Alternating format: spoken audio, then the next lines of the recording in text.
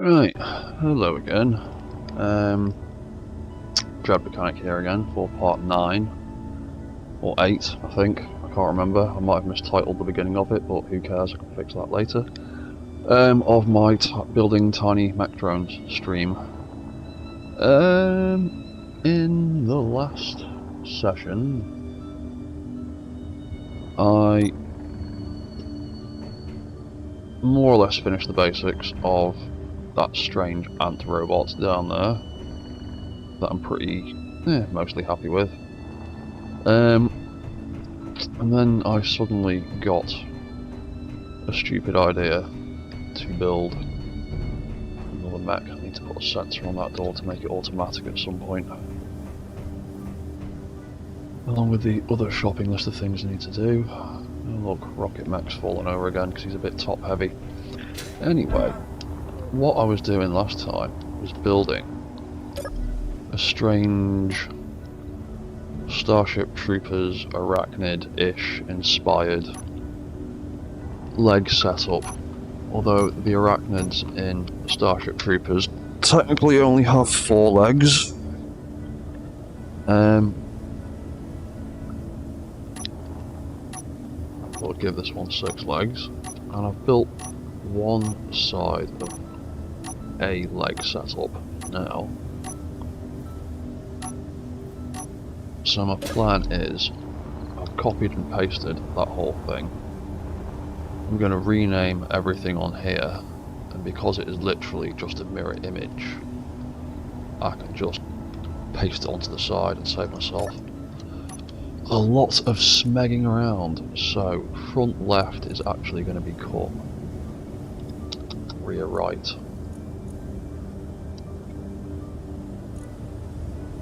Middle will still be the middle. Rear left will become front right.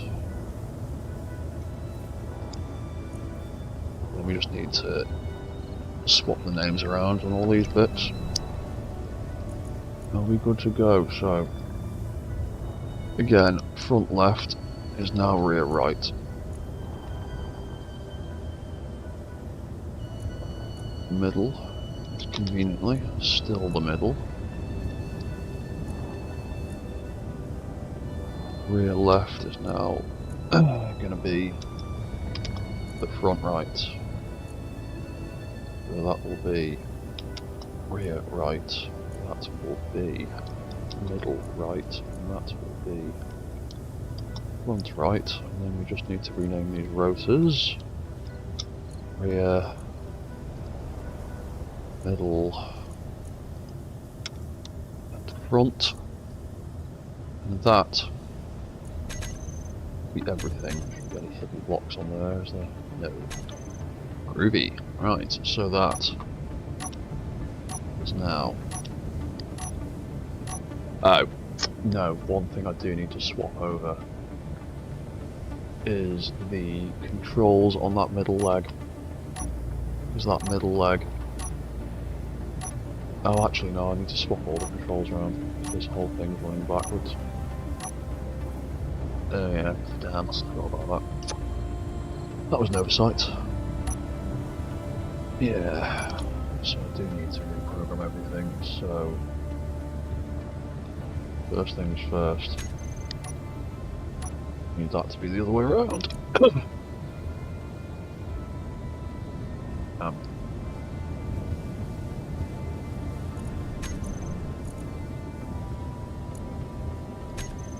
So actually, you can just copy the programming from these blocks.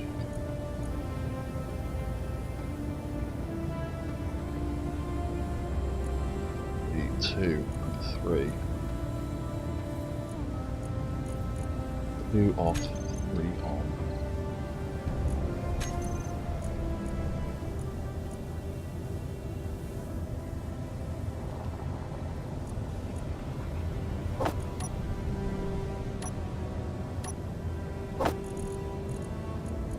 It's front right.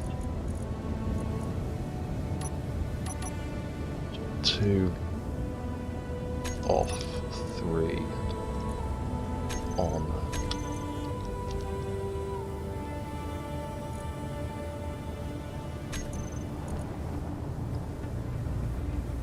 and that is going to drop front right 2 and 3.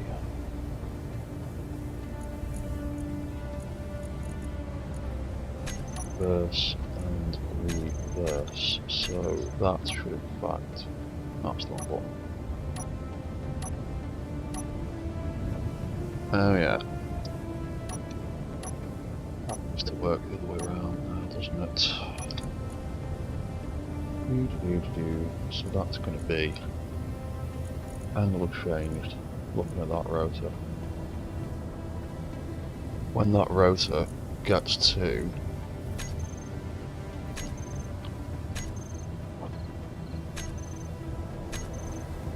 minus something,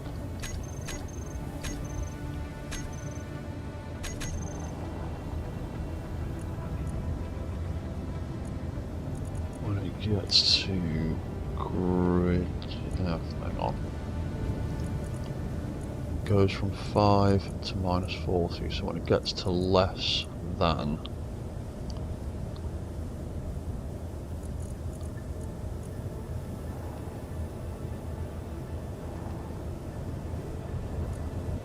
what is it over there? That'll be what I need to do. Less than minus 20, we'll go with. Less than minus 20 should be the one that we need. Let's reverse that back to where it should be. There we go, that's the one-ish. That's pulling back, that's doing something it shouldn't. Hang on. Right, rather than get myself all confused trying to figure this out, let's just copy and paste some of the settings from here.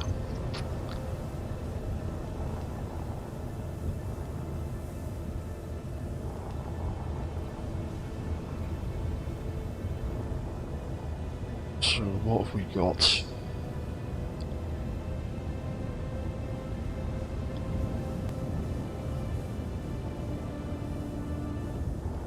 Come on, sort your life out. Don't break on me now. Thank you. Right, in this house is bloody awful.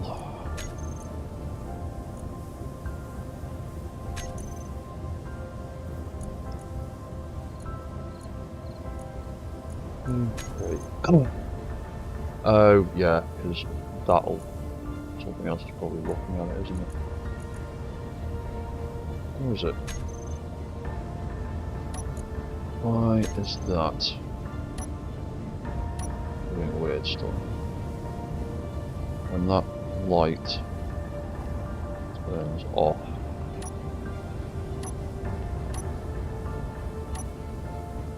moving that.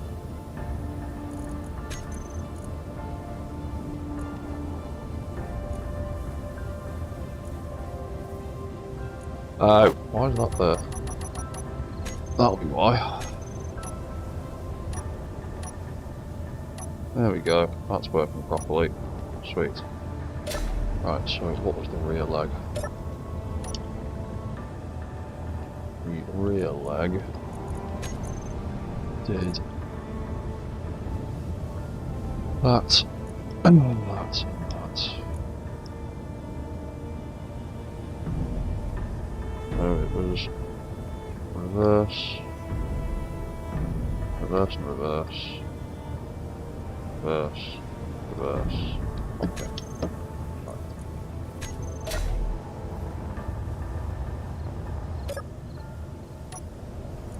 Rear right.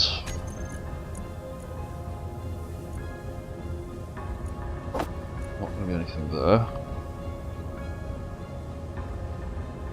No, we have got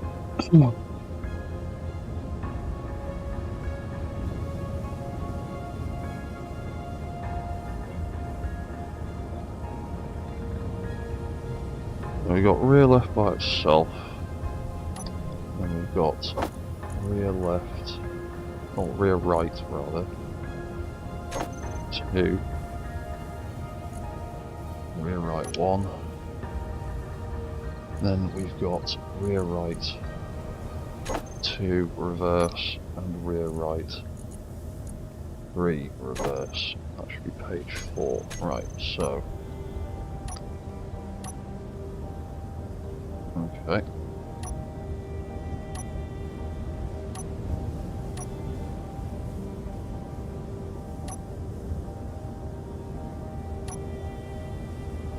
Oh, that's why.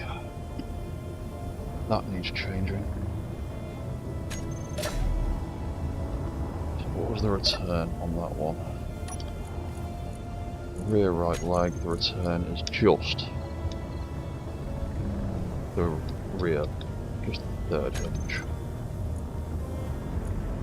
And it'll be, we'll try less than 5.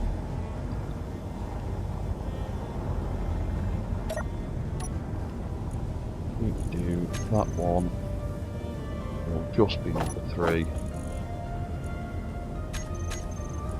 And we'll do less than 5. So that is off, that is off. That wants to be up there, that wants to be down there, no, that wants to work like that. Cool, right, so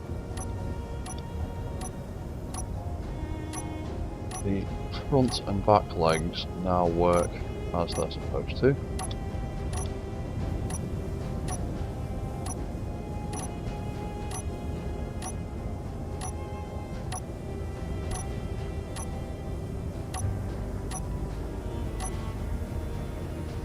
Right, need to sort out that middle leg, because that's the wrong way around.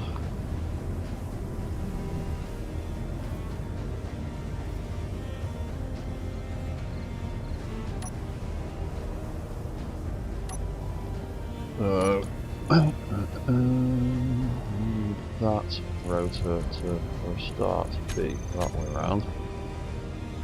And then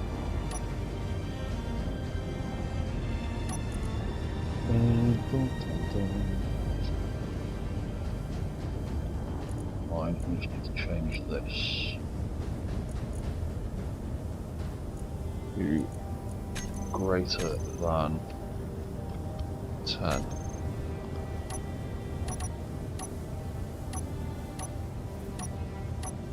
There we go.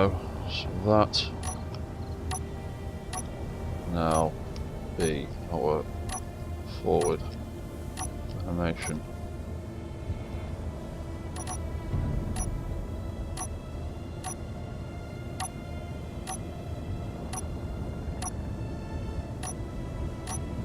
I think that actually, that front one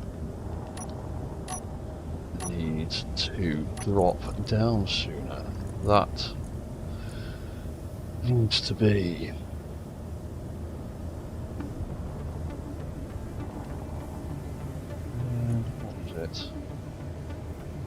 looking at that rotor.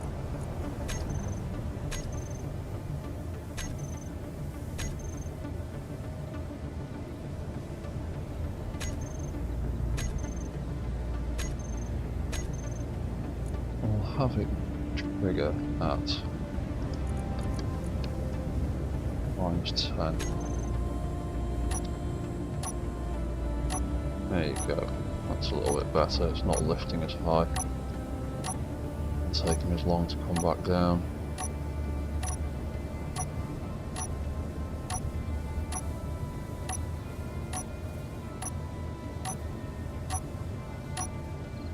So that should be alright then. So I change that to do the same thing, so that can be 10 degrees.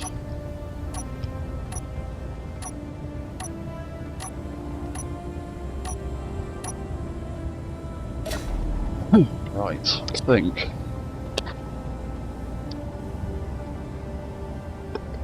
I'm in a good position to figure out which way around it's facing. Copy and paste this onto there. Let's move this out a bit. Stick one there, just in case. Stick one there, we can chop to pieces. I'll take that off. Don't need that. Take that off. That. Just need this bit. Sweet. So I can stick that on there. What was that? That was just a random timer block. I don't need any more. Sweet. Right, now I've got this big ridiculous contraption. That's got a conveyor port running down the middle of it. Hello, Brent Curlin. 2 more legs and some magpies away from making a spider. Yeah, I've made spiders before. The problem with 8 legs is you need lots of... You need more room, and to compact them in, you need to make them longer. It's the reason that's only got 6 legs. If it had 8 legs, he'd be at least another 2 blocks longer, and you wouldn't be able to get a nice little spherical shape on him. But I have made spiders before. But obviously 8 legs requires more programming, more blocks, more mass, more power, and things like that. I've just finished building this ant robot. It's working pretty well.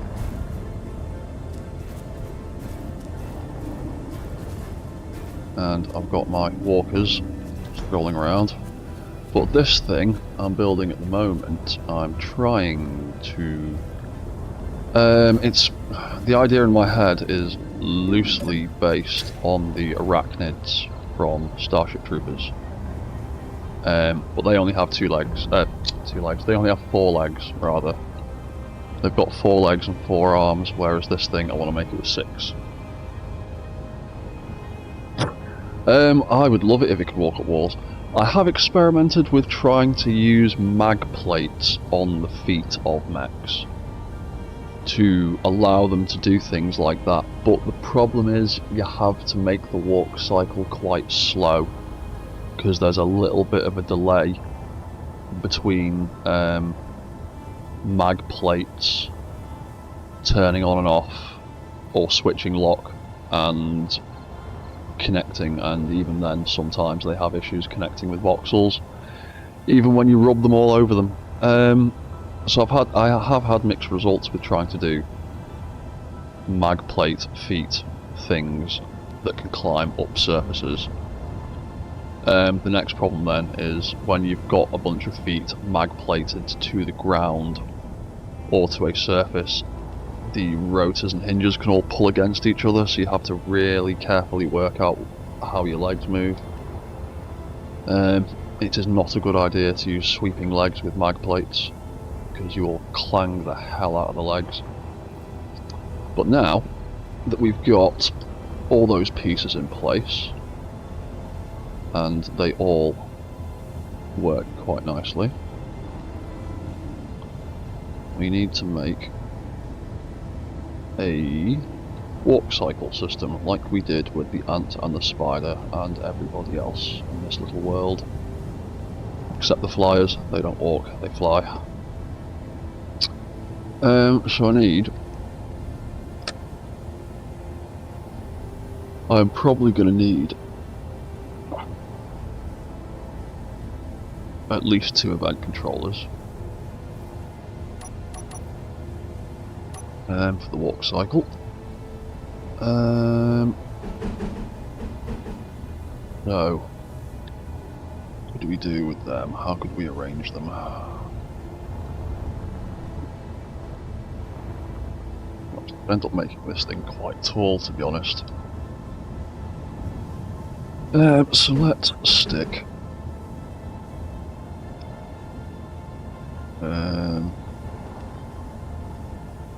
you know, we'll go with 3. because we've got more space to play with in this one. We'll have 3 to do the walk cycles. We will have a timer to trigger the walk cycle, and we will have another pair to stop and start the walk cycle.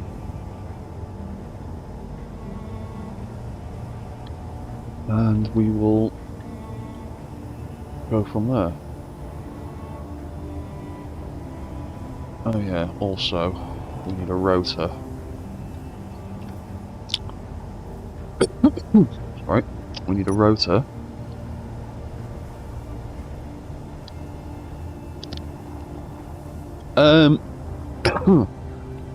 Yes, if I wanted to go backwards as well, I would need to set up even more controllers. With these little ones, I'm not too fussed about them being able to walk backwards, because most of them have enough gyro control to turn out of the way of things that get in their way. So if they encounter anything, they usually just turn, and then the AI blocks will just skip that checkpoint and move to the next one. I've got much bigger mechs that have got ridiculously over the top, full on like forwards, backwards, arm, leg, head movements, all sorts of stuff. All this stuff, I'm trying to make things as small as possible and just give them the bare minimum of what they need. So reverse mode is a bit of a luxury for these designs. As long as they walk forward, I'm happy at the moment. And then by the time I've done all that, there's usually not enough room left in them. Like, this spider can just about walk forward, although he's still a little bit janky.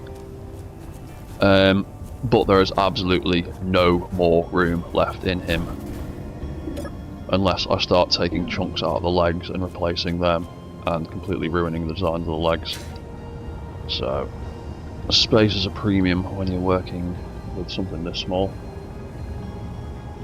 Yeah, well that's it. Turning is reverse eventually, because the AI blocks are quite good. If a grid's got enough gyros on it, like I said, if something gets in its way, it'll just skip and go to the next checkpoint instead. And see, he did almost a full 180 turn then to go off somewhere else. So for the little mechs, that's good enough for me. So what I need to do with these is make a walk cycle timer, a walk start timer, a walk stop timer, and where should I put it? You know what, I'll just pop it right in the middle underneath for now, because if it ends up being an issue, it's easily replaced. We'll have a rotor down there. We'll stick a sound block on the end to cover it up and double up as a sound effect device for later. Because there's things I like to do with those sound blocks. That can be walk cycle, I could spell it right, rotor. That can be a bit of brake and torque, and the rest of it is fine. Now the legs should all be... Oh no, that rear right leg is not in the right position because I was screwing with it before. That one wants to be over there. Right, so that'll be the walking position. Right, so if we take the walk cycle timer, we can then just set it to flick on and off all of these lights, and then every time we trigger that, it'll do the walk cycle for the entire thing.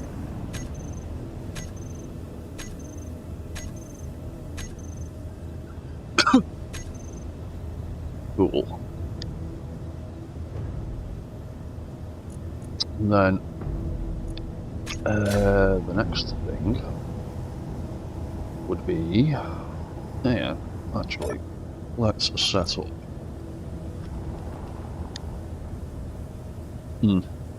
Actually, no. Let's put these together. Roller. Walk. Cycle.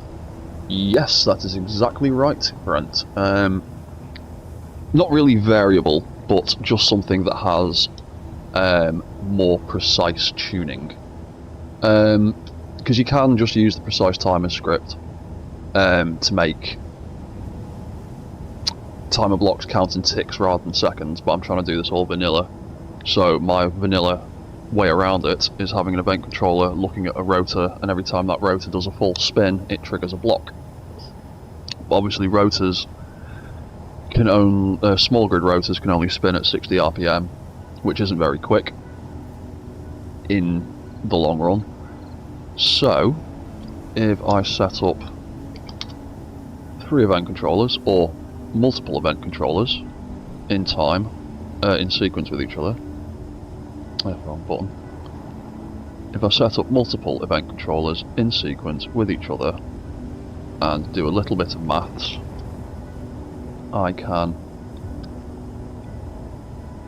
offset them and get all 3 of them to be triggered by the same rotor. I keep pressing the wrong button. I need to get a new mouse. This one's a bit knackered. Yeah, because these ones, they've only got 1 event controller in them, ticking that walk cycle over, because these walk cycles are quite slow. Whereas the Spider, like that, has 3, all running at 60 RPM. So it's effectively moving at, well, 180 RPM.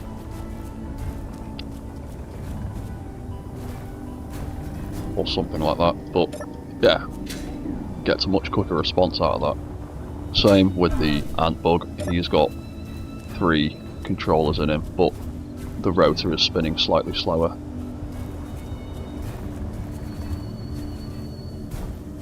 That allows him to move a bit quicker. Yeah, we're going to do the same thing with this.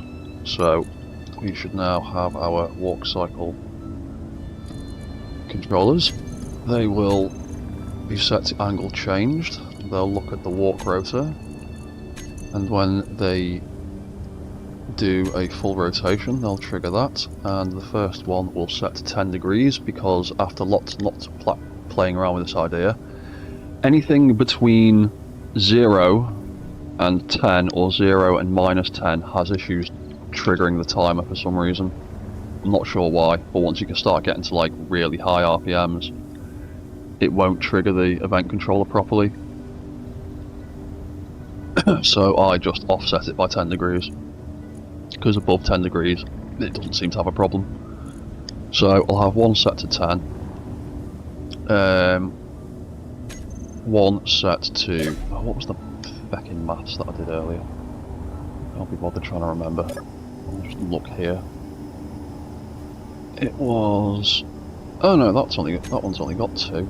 That's why it's much slower. It's you that's got, you've definitely got 3, haven't you?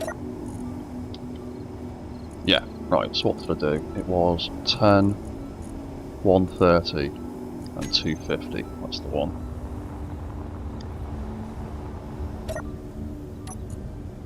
So, oh, that one's been named wrong. That one wants to be 3. So it was 10, Bum bum bum. Angle changed, not altitude. That's not going to help. Angle changed greater than 130. Walk, cycle, rotor. Add block. Trigger, walk, cycle. Yeah, that's exactly why the precise timer script was made, Brent. Because vanilla timers can only count at a bare minimum of 1 second, and that is nowhere near fast enough to do anything interesting. It's incredibly limiting. So your options are script or event controllers, and I opt for event controllers these days because they're an in-game solution, doesn't require any scripting knowledge.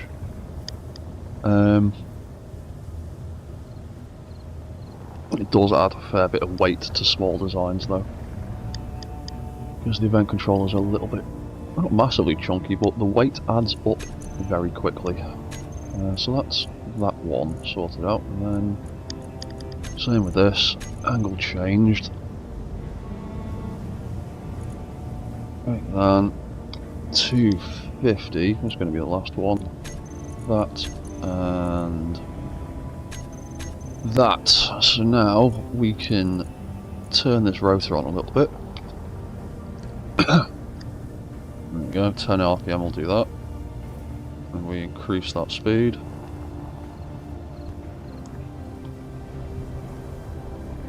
And then we can, if we wanted to play around with the hinges and make a really quick animation, we could rack it all the way up to there, but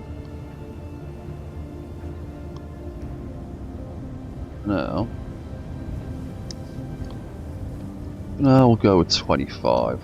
That seems a bit slow, maybe 30.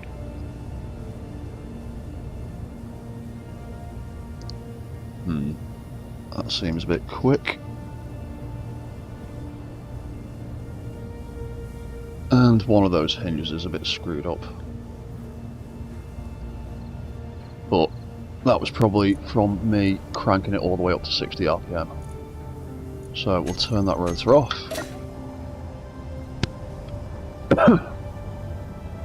You should absolutely be down there.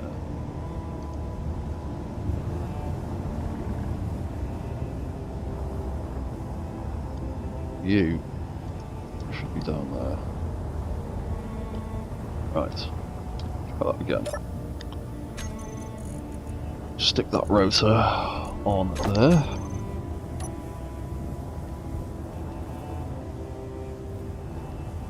There we go.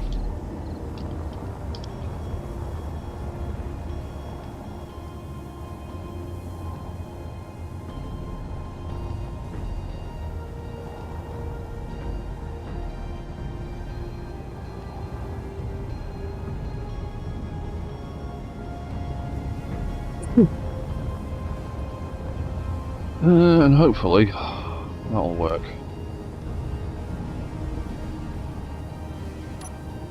Let's give it a try, see what it's like. It might be completely crap. Oh, before we chop that off. Oh, pasting that's done weird stuff to that leg.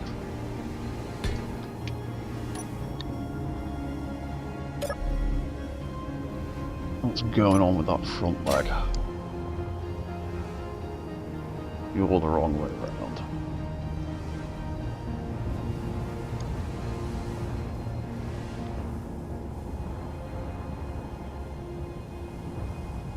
Yeah, right. Let's give it a quick chop. A quick chop. And now it's upside down. Come here, you.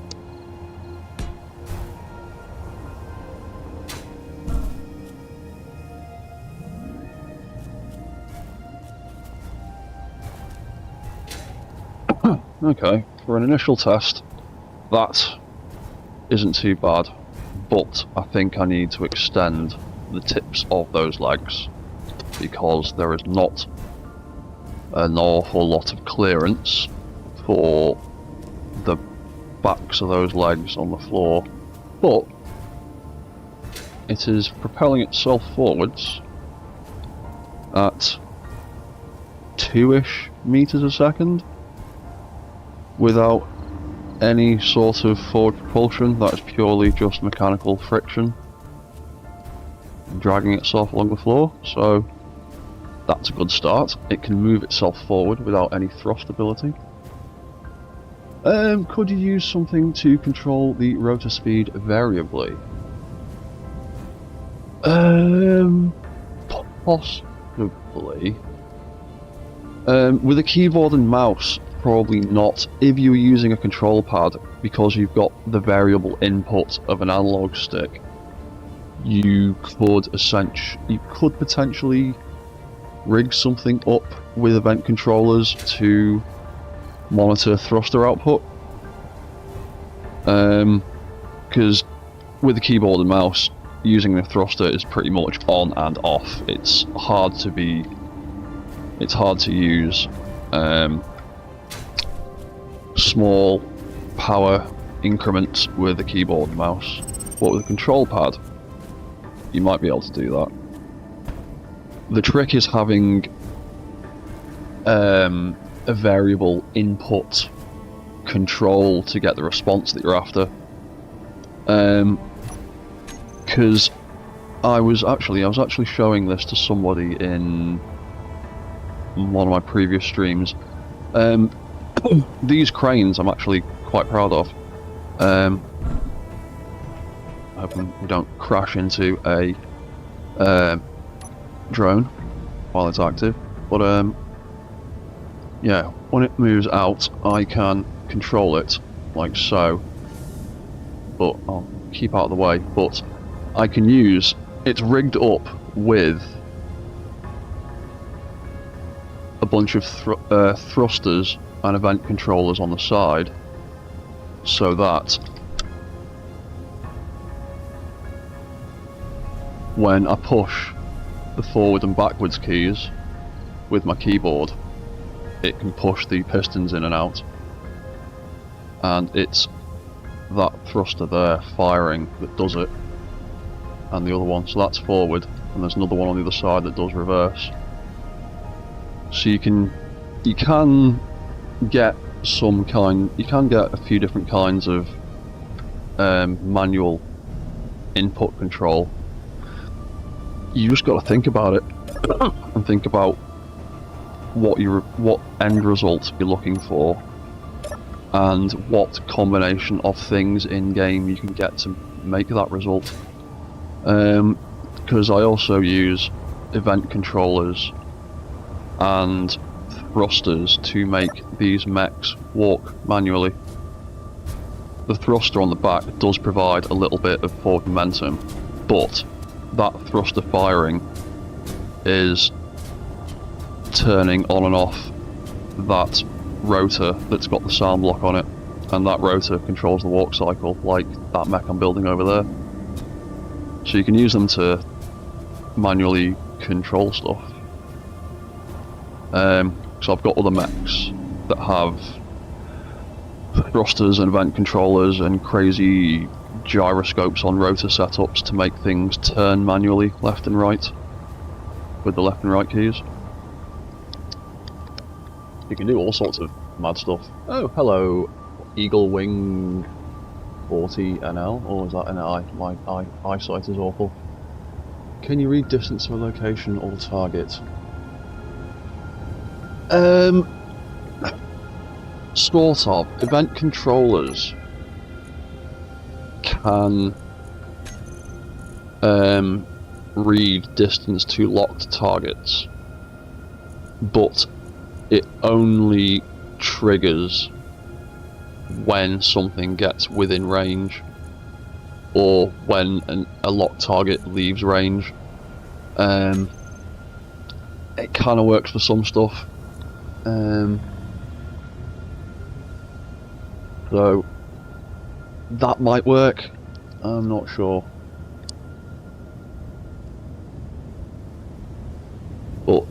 there's all sorts of things I haven't experimented with yet. But, so, what were we doing? We were halfway through building this walk control system. Right, so let's stop that rotor. I'll put everything into that position. That looks correct. So that can be our default walking position. So the walk start timer, the very first thing it will do is put all of those legs into that position using these lights. So we just need to turn these lights on and off in the right combination to get the results that we want. That one needs to be on, and that one needs to be off. So off, on, off. Right, that's sound. And then walk start. I'm going to skip to the next page because I've got fail-safes I want to put in there first. Walk stop will turn all of the lights on so that the legs all move to their outward position. So if we trigger that, it moves all the legs out like that. If we trigger that, it moves them in like that. And then we can turn the walk cycle rotor back on, and it does all that. If we turn the walk cycle rotor off, it can land in any position it likes, because when we trigger that, it will move the legs back to a default position. Cool. So, when walking starts, first thing we want to do is set those legs like that, and then turn on the walk cycle controllers and the walk cycle rotor, and potentially the walk cycle timer. So we'll turn all of that on when we want it to start walking,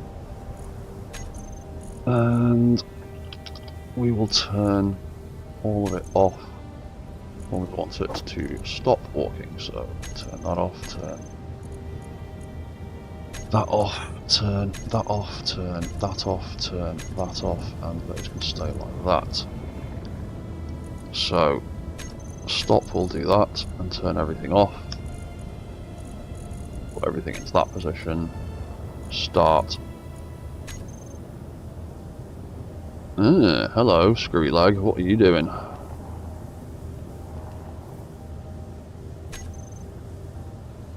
You did something strange to begin with, didn't you?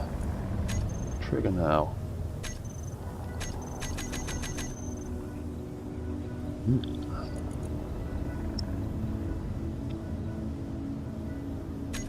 Right. Why have you two legs done that?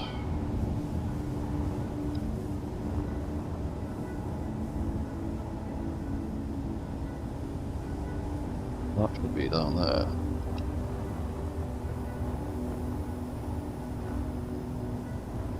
That should be down there. That should... they're all on. Interesting. No, no, that one shouldn't be there. That should be over there. There we go.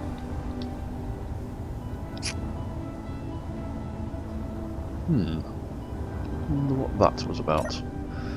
There might be a little bug in here that I need to work out. So, we've got walk, start, and walk, stop. So let's trigger walk, start again. And if we hit...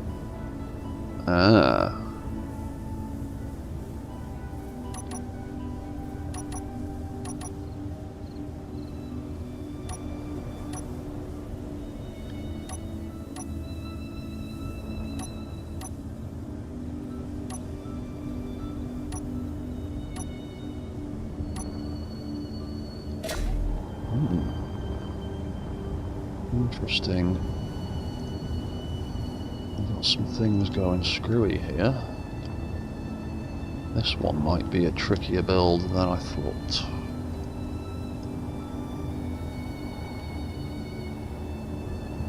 Yeah, because you've managed to get yourself backwards.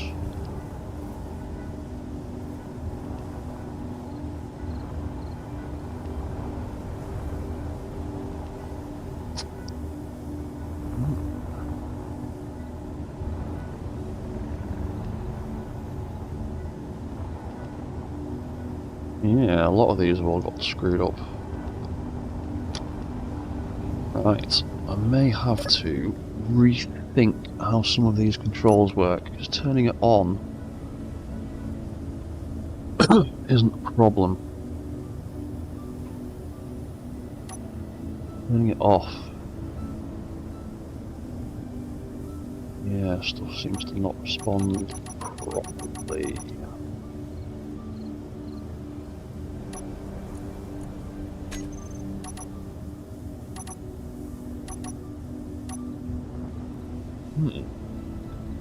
Interesting.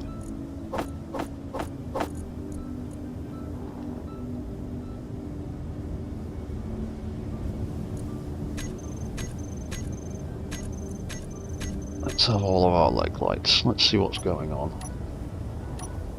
Yeah, you've gotten all screwed from backwards, haven't you? Ah, right. Yeah. If it flips too quickly, it can break you.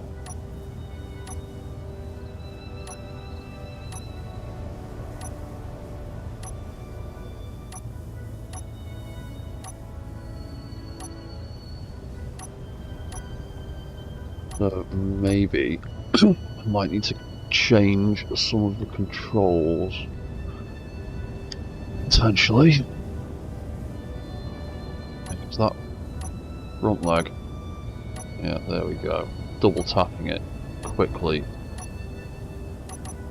breaks it, also fixes it. Yeah.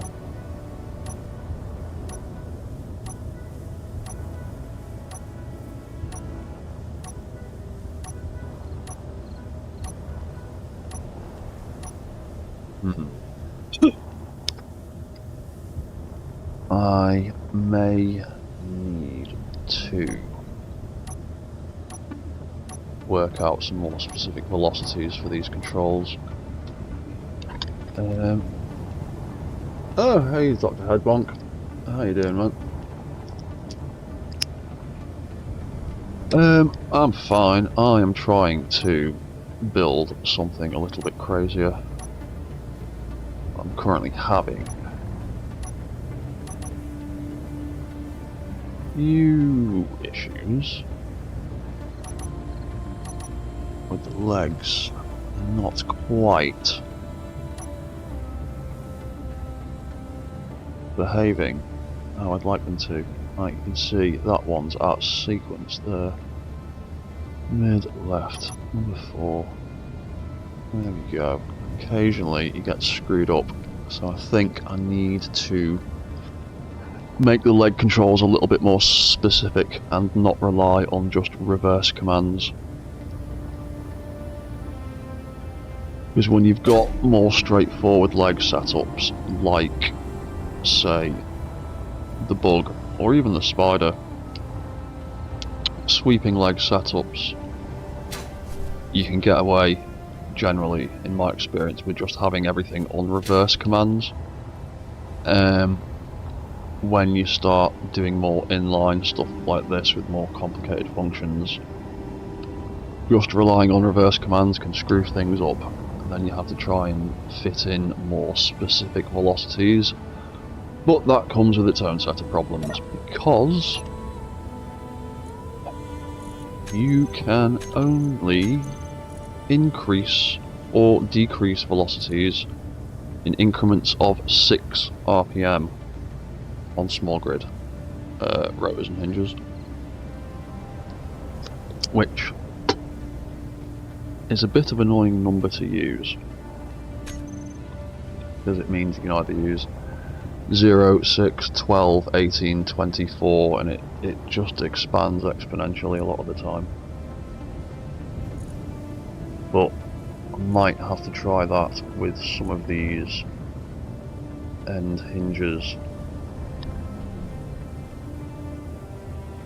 Yeah, every fix does create new issues. Yeah, because these legs are working really well.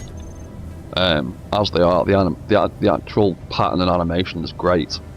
It's just occasionally, when you stop it, things don't respond properly, and they get reversed. And as you can see, that leg there has gotten screwed up, and that leg there has gotten screwed up. That one hasn't returned properly, like it should have done. And that one hasn't returned properly like it should have done, or that.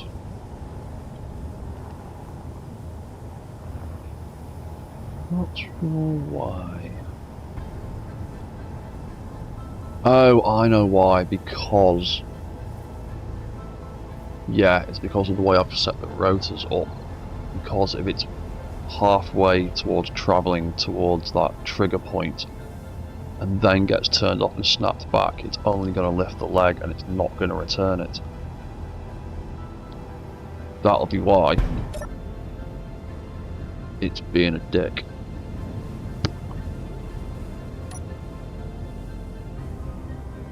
Yeah, you can see that image there is wrong.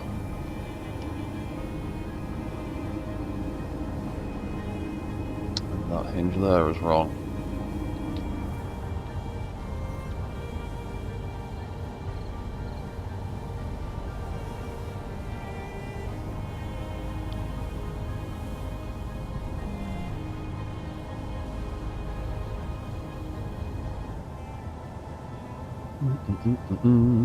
So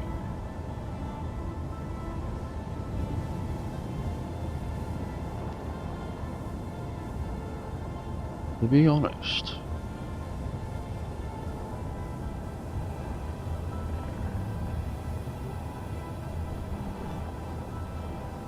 I could actually potentially change that, but let's make a copy just in case we smeg it all up. So if I stop that and break everything, I don't think it's... No, it's not a lag issue, it is an issue with the way the event controllers are set up and the way they are reading stuff. Because this leg is set up so that when it pushes forwards, it lifts the tip of the leg, and then when the main rotor of the leg gets to just about the end of its cycle, it drops it back down again. But if it gets pulled back before it reaches that point, it'll extend the leg but it won't return it, and that it ends up like that. So it's what happens if that light that's controlling the whole thing flicks on and off too quickly. It does that, and that is a problem with my programming here, so I'm going to change that. But now that I've got this leg set up a bit better and the animation is a bit more sturdy, I don't think I need... I think I can change that return controller to look at this hinge instead of that rotor, and then that should mitigate the problem.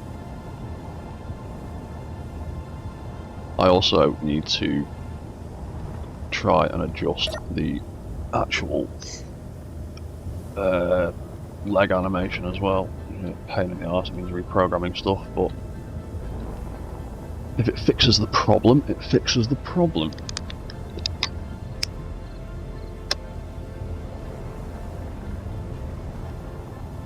Right, so leg controller, let's turn that off now. We are going to redesign this little bit.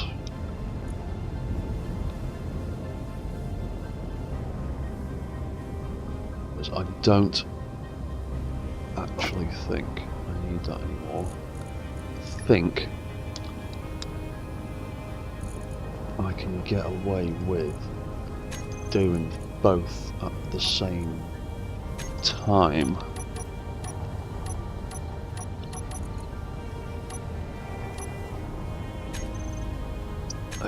So let's turn that off.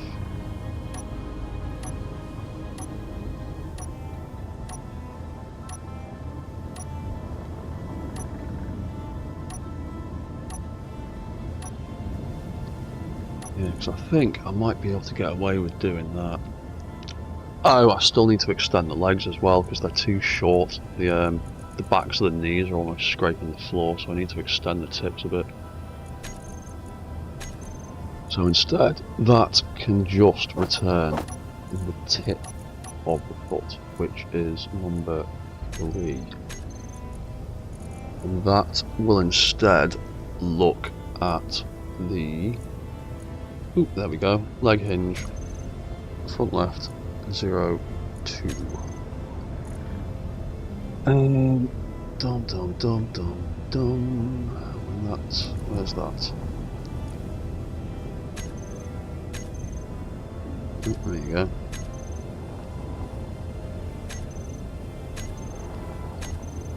Doing stuff. So when that gets to... that goes to 0. So I'd say... less than...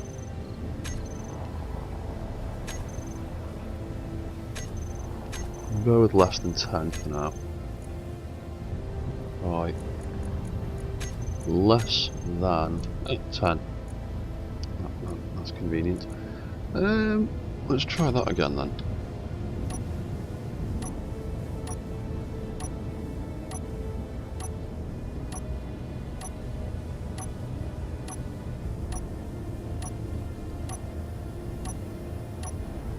I could even potentially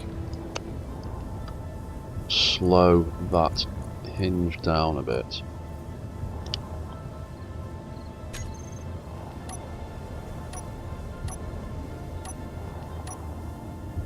Get a bit more fluid animation out of it. So leg hinge. Let's try dropping it down to 10. Oh no, that'd be a problem though, pulling it back. Yeah, smeg it. We'll leave it the way it was. Leg hinge. Dun, dun, dun, dun, dun. What were we on? We had it on 16, didn't we?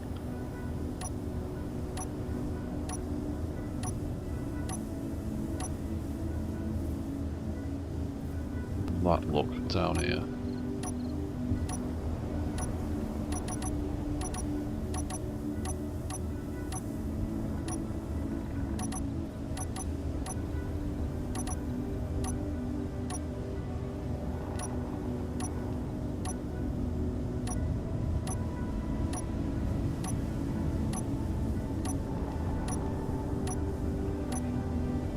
That kind of works.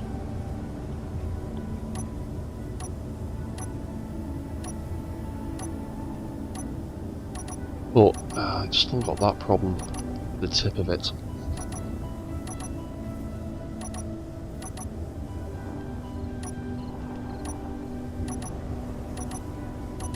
It flips on and off too quickly. To solve the problem for the first joint, I can flick that on and off all day and it'll still end up where it's supposed to be, but the tip is still having the same issue. So, what could we do about that? So we need it to lift when it moves forward.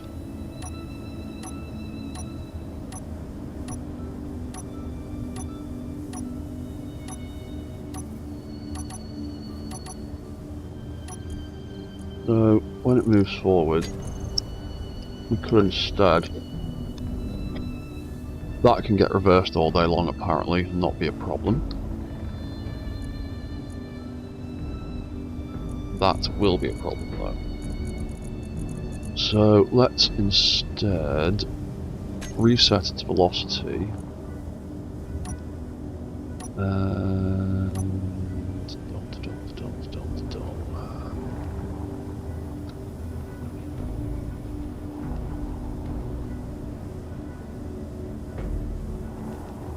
Oh, actually,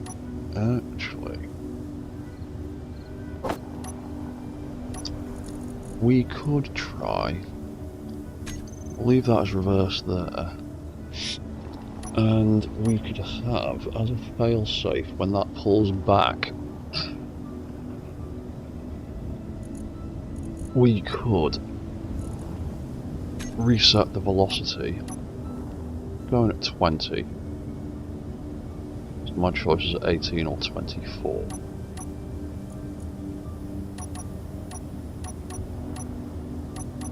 Yeah, so we could reset that, and then we could increase the velocity 3 times to get us up to 18 RPM. That might hopefully be failsafe, and I can smack that button around all day long.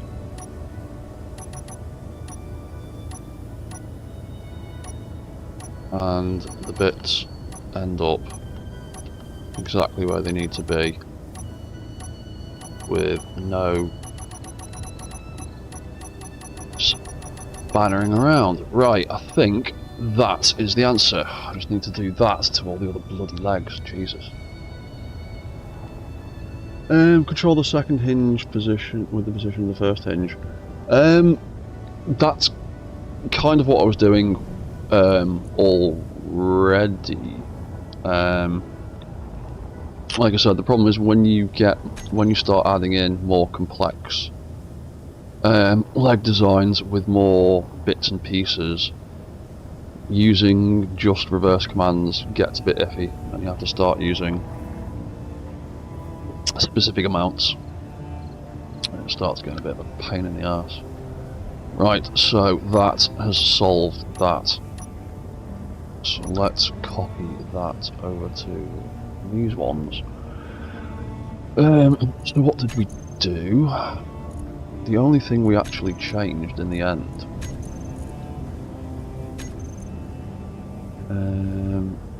was we changed that to the hinge. That's going to look at front right 02 instead.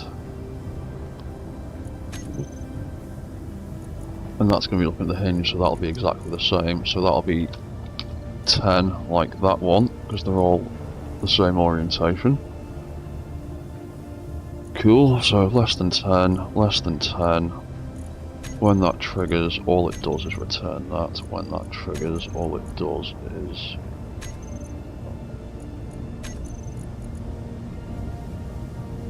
return number 3. That's all it does. I'll take that out, change that to front right 03 reverse. Yeah, I try to use separate sequences for doing things. That's why all these legs have got their own individual event controllers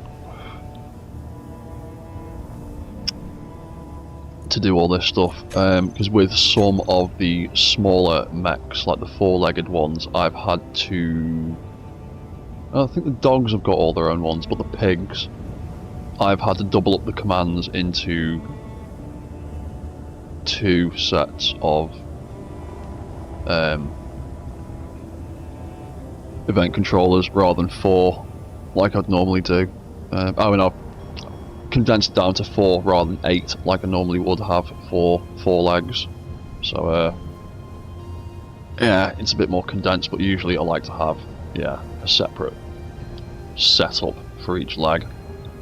And then a walk system to control all the legs, and then that walk system can be turned off, and I can still control the legs with the walk system turned off, and all that kind of stuff. So let's finish this. So what did we do? We changed that to just that, didn't we? And then that is going to be triggered by that getting less than 10. What did we change here? We left that all the same and then just added a failsafe, is what we did.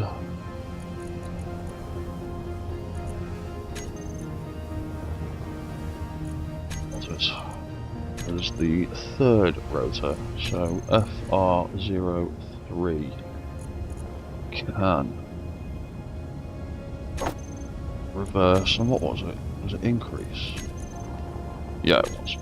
Reverse and reset rather, and then increase 1, 2, 3 to get us to 18, which means hopefully when I press this button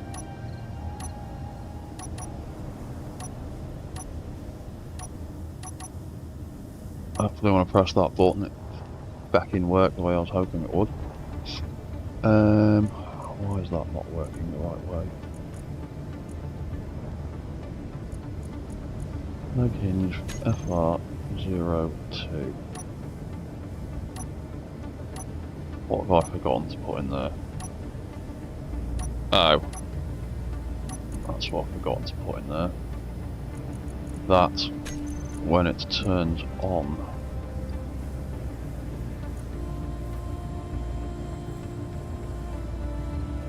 oh yeah, that's what I've forgotten to do, because that, when it turns on, needs to trigger 2 and 3.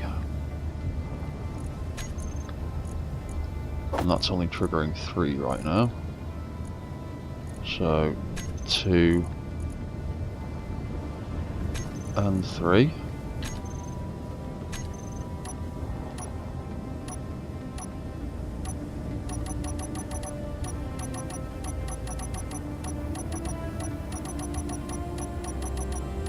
Cool. Right, oh, that broke a little bit then.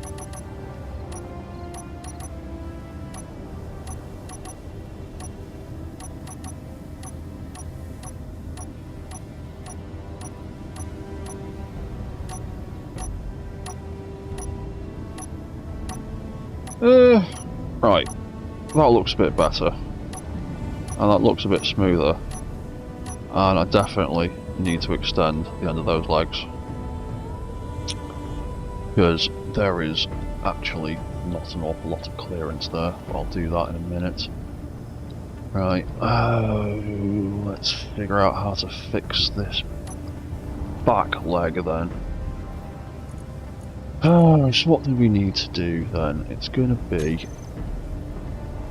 Actually, let's try the middle leg.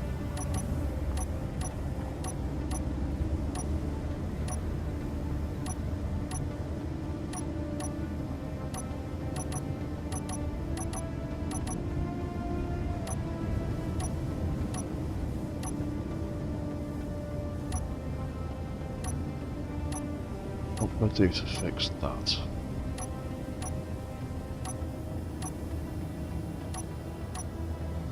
Maybe I could make that middle section of that leg move slower. Minus 10, no. Oh, that's the wrong one. That's the wrong one.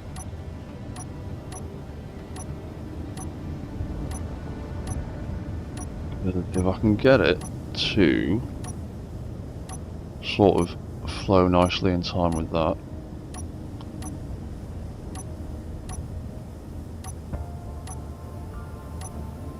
Yeah, let's bring that down a little bit, and then we can get it to be triggered by by that leg. Oh, no worries, Mr. Dr. Headbonk. You go and do stuff that you have to do. Cheers for dropping by, man. Oh, sorry, Eagle Wing, I didn't see your message there. Why does the biped one remind me of the GDI giant? GDI Titan. Probably because everybody's been stealing each other's ideas for mech design since the, like, 1980s.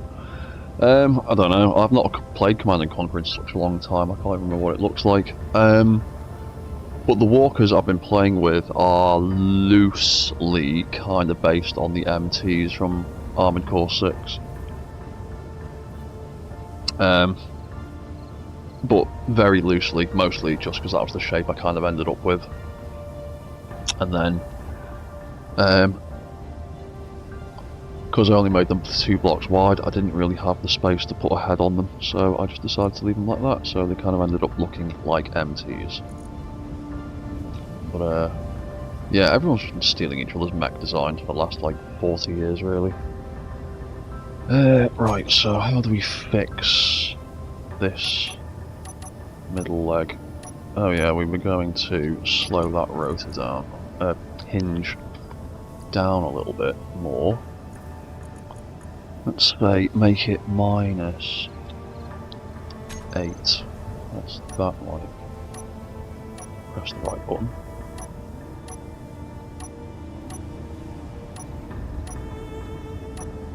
Yeah, so we can have that return the hinge off itself when it gets to the top of its arc. And then have a failsafe for that. Oh crap. It'd need to be either 6 or 12 then. And it is going to be closer to 6 if we want to put a failsafe in there. Because that's how these backing things work. You can't make them any faster.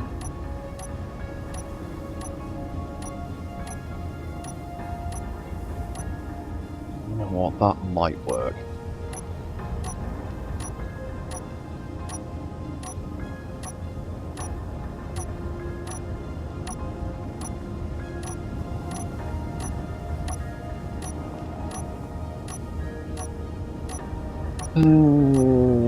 Yeah, we'll try that, that might work. So, what we need to do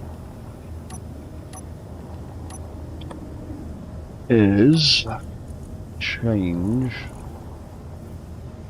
what is it, this one, to look at that hinge instead of that rotor.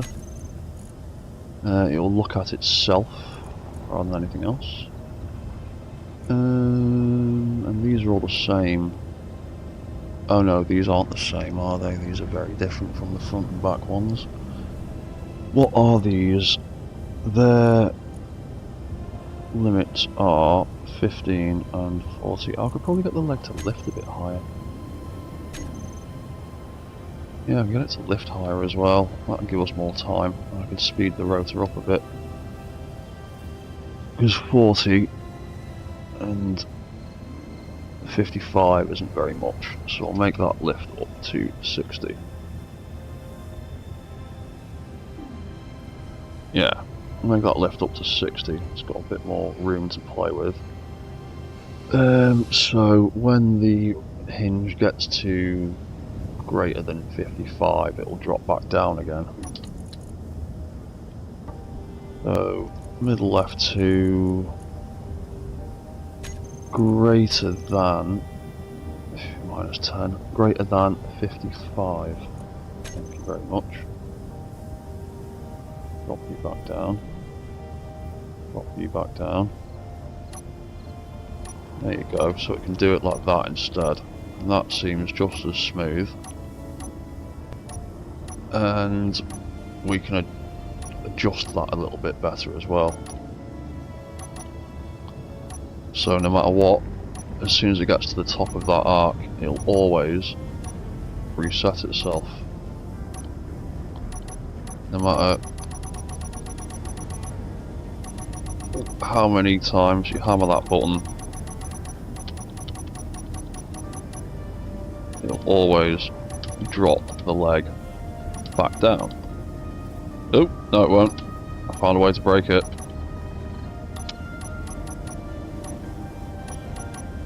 Did I break that then?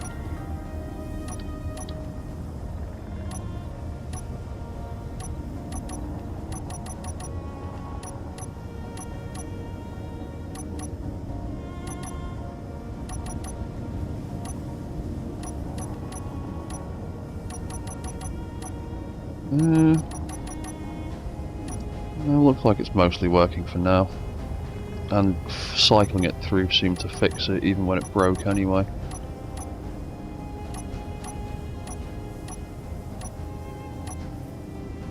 You know what, that means I could probably speed that rotor back up a little bit.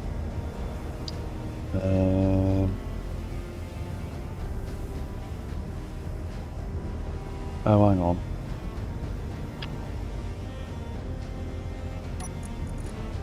Hang on. We've got 3. Oh, I'm looking at the wrong one. Idiot. That's going to reverse them and them. And that's just reversing them and them for now. So,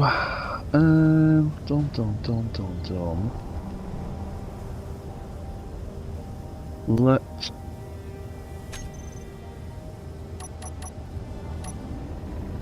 you know what, let's leave it like that for now and see how well that works out.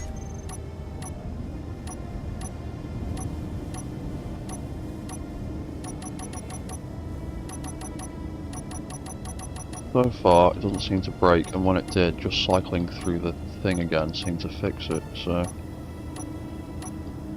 yeah, we'll have that. So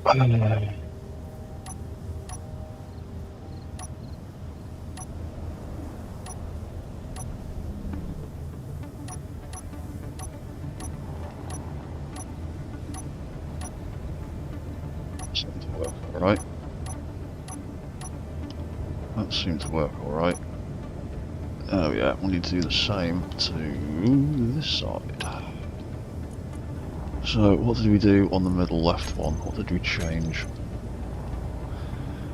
First thing we changed was that, so middle right will just be exactly the same. It'll be greater than 55. When it was greater than 55, it reverses 2 and 3. Versus 2 and 3, that's fine. And that reverses 2 and 3 there.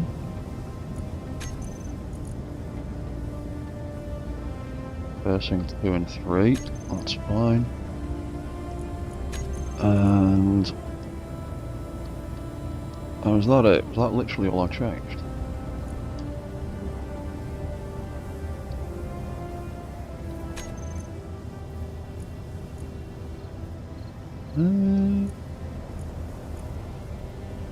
Oh, yeah, I also need to change that to look at that hinge instead of that rotor. So what button is it? Number 4. Oh yeah, and we need to make that N.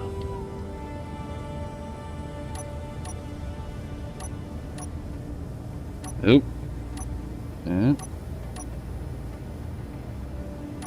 What are you doing? You're doing mad stuff. Oh, yeah.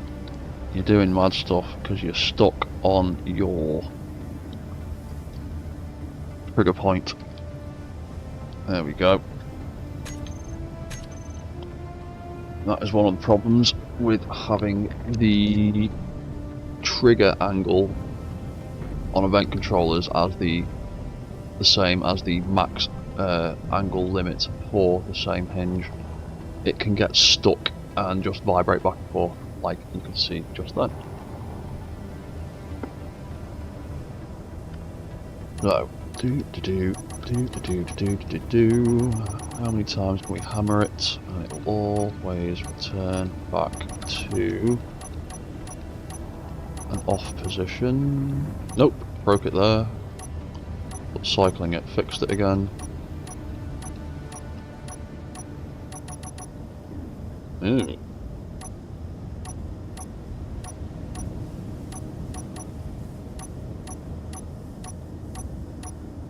Okay, it can break, but just cycling the light fixes the issue. So I am happy with that for now. Oh, right, let's fix these back legs. Because these can still do stupid stuff like that. But, again, that action is smooth enough that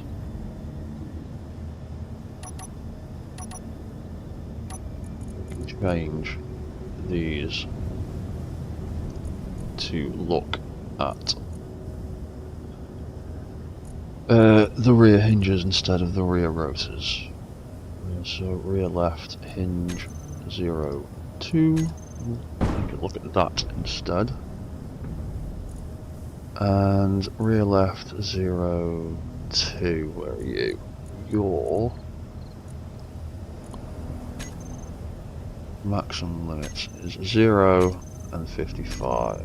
So when it gets to less than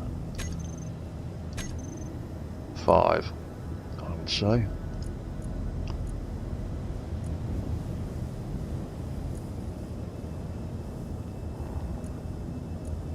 Or, yeah, less than 5. When it gets to less than 5, it will... Oh, hang on, we're going the other way, aren't we? We need to think about this. Backwards. It's when it gets to there that we need it to change. When it gets to just before there, that angle. What is that angle? It is 55, so when it gets to greater than 45, or greater than 50, we need to last second. When it gets to greater than 50, it should return that, so we'll go back. There we go, something like that. Oh, that's still breakable though. We got going on there.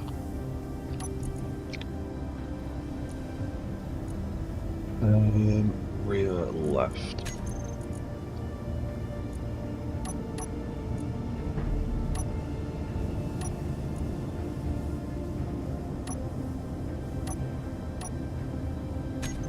Do on the front. Oh yeah, that's what we need to do. We need to put a failsafe in for that tip.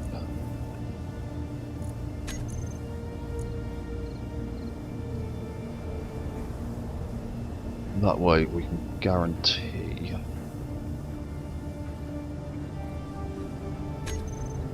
So, what direction do we need it to travel? We need it to stay down as it pushes back. So when that light turns on, it needs to increase the velocity on that one. Oh yeah, 'cause it's going to be the opposite of that, so yeah, that makes sense. So, after doing all that weird mental maths, and reset that, and increase it 3 times, because that's close enough to 16, that'll be fine. So 1, 2, 3. Oh, I picked the wrong back-in rotor, didn't I? Yes. Yes, I did. Pick you up. Almost right back then. Leg. The one bloody rotor, didn't I? Yep. I'm a dumbass. I broke that. Yep. Dumbass. RL3 divvy.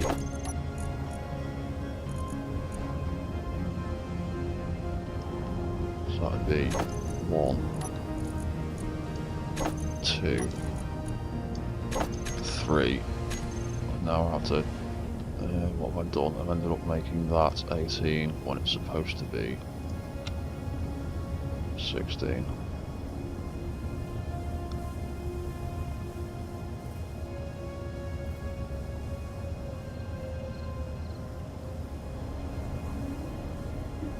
Right, let's try that.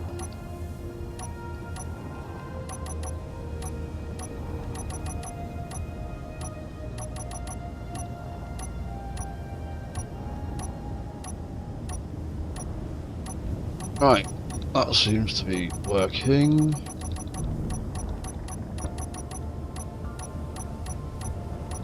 It pulls in, it always pulls back. When it pushes forwards, it's always in the right position.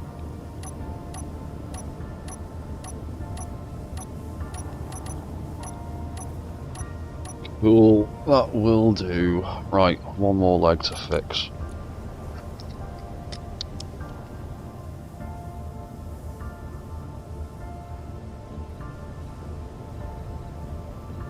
Right, oh.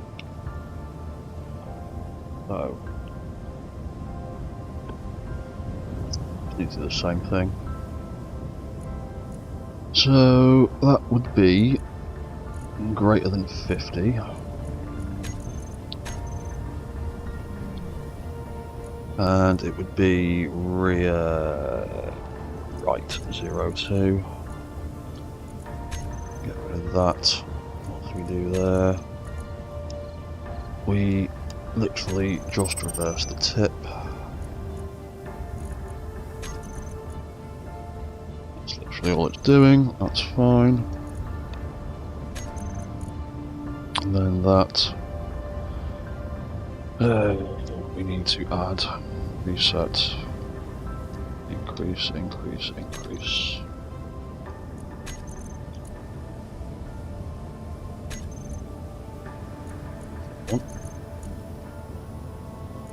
Reset RR03, then increase it 3 times.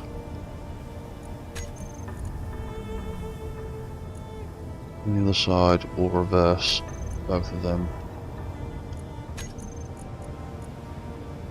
The side reverses both of them. And hopefully, Bob's your uncle.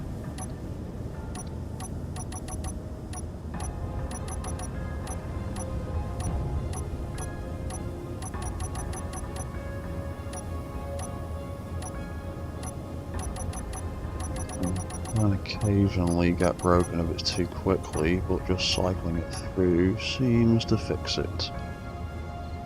So, I think job's a good one on that. Right, hopefully that means I can trigger that walk cycle and stop it without it breaking.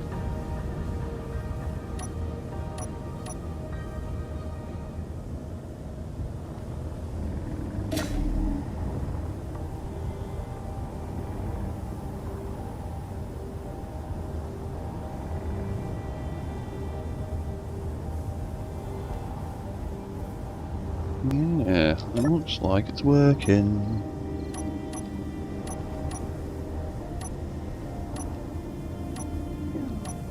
Occasionally it will. Yeah. Occasionally it will break them.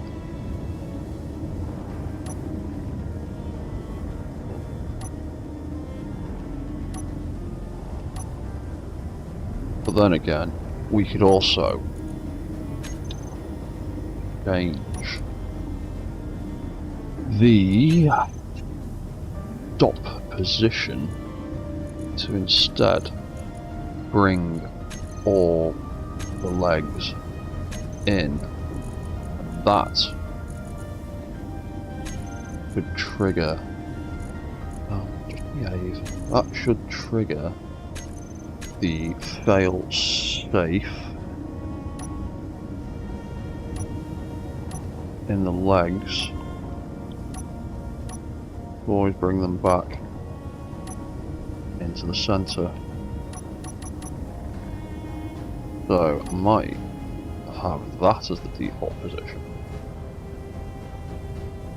That way the legs will always reset back to there without breaking. I think I'll do it that way around. Definitely need to make those legs longer though. And that's been an hour and a half, so I need to have a quick break to grab another cup of tea. But I will be back in a moment. So for now, I will just leave you with a lovely view of the top of my base, although I'll move that out of the way for that poor dog box who seems to have got stuck behind him. Yeah, I'll just leave you with a view of all these things coming in and out for now.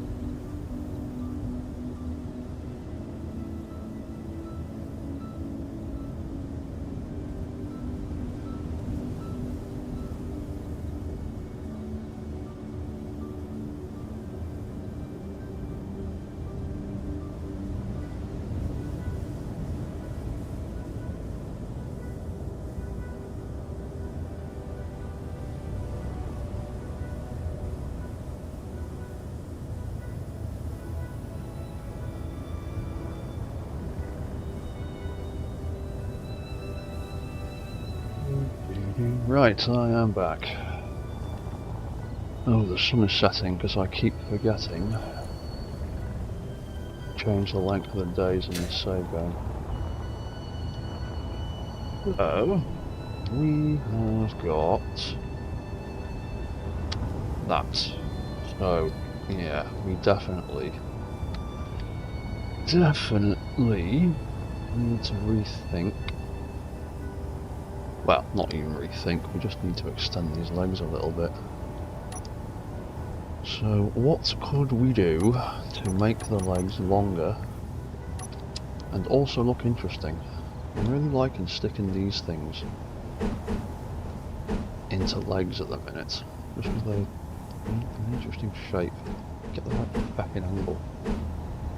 Oh, that'll be totally in the way there. That's an interesting idea.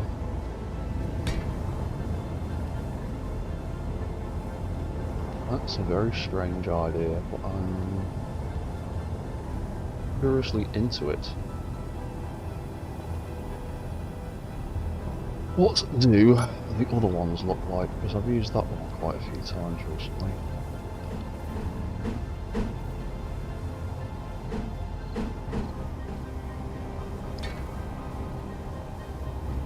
That's a bit... Ooh, actually, I do like that one. That's a bit chunkier and a bit more industrial. That's a bit more sleek. Let's go for that one. Quite like that. And then we can potentially lop that off or change that a little bit.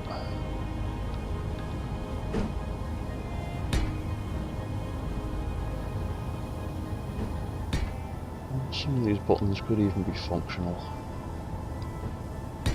Potentially.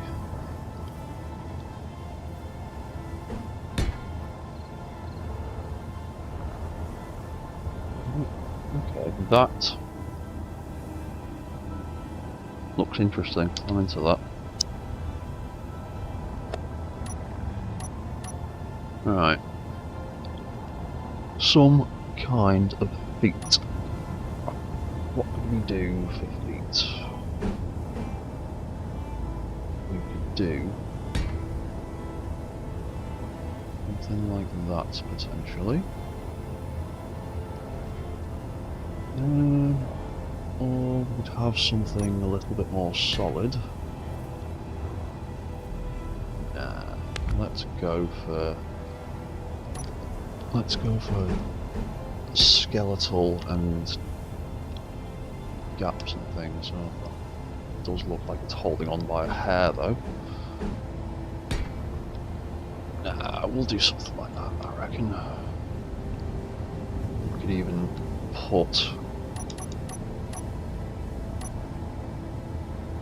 one of these little things over the end. Yeah, that looks cool. I like that. That will do for me. So, what have we got here?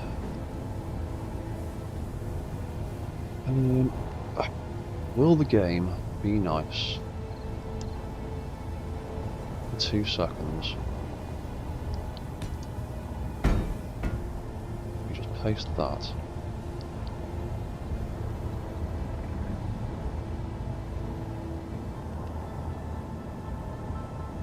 That'll do.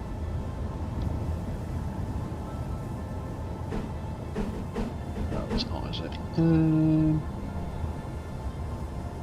know what? Drop that off.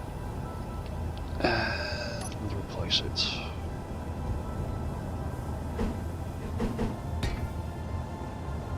And then we can just drop all them off. Copy and paste the one that's lying on the floor. On it.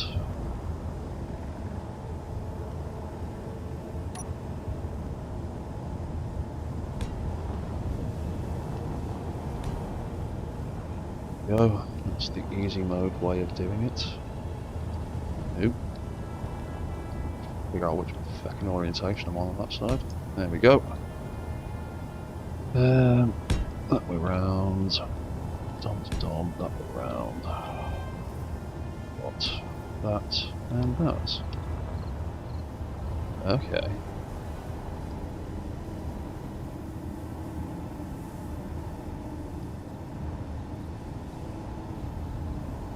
It's a little bit more menacing now.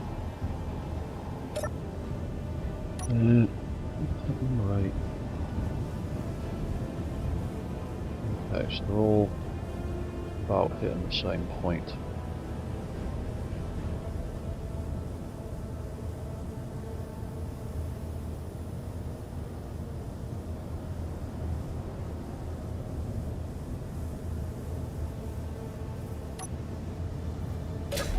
Right, let's give that a little test. See how that's working. If it's working, even remotely. Oh yeah, I'm still not giving this weird little thing a power source. Just stick a big battery on it for the moment. With that. Get rid of that.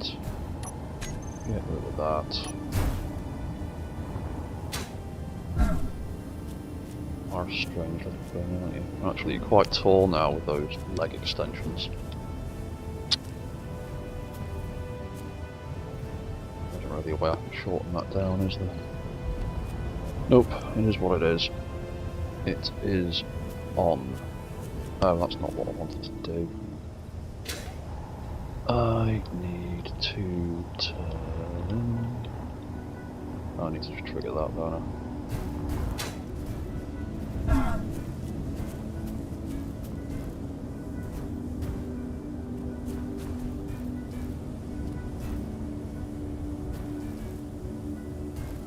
Definitely get some kind of forward momentum.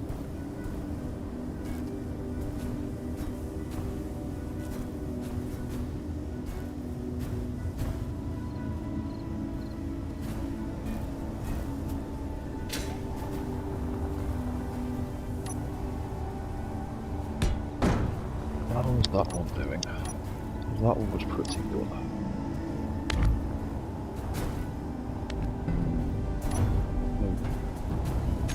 Change anything else on that?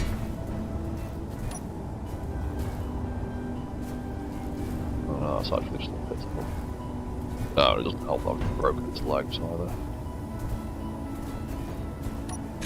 Oh, smeg it.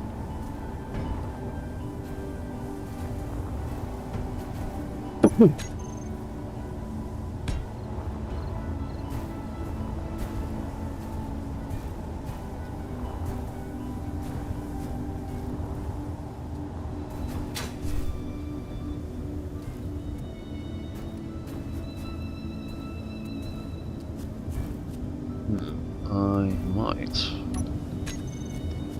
try. Now, I might actually try suspensions on the end then.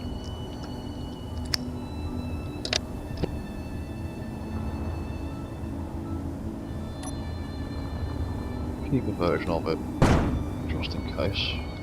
Because I do like the way that looks, but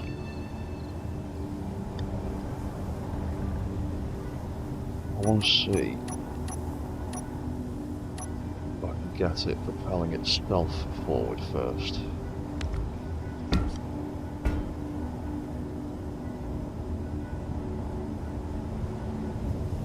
Before I start adding thrusters.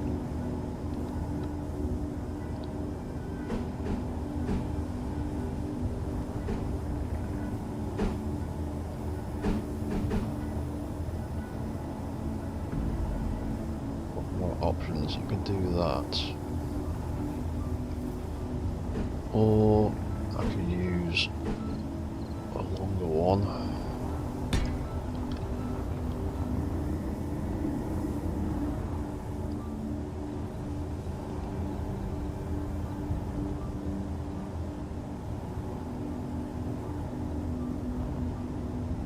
Yeah, I'll try it like that for now.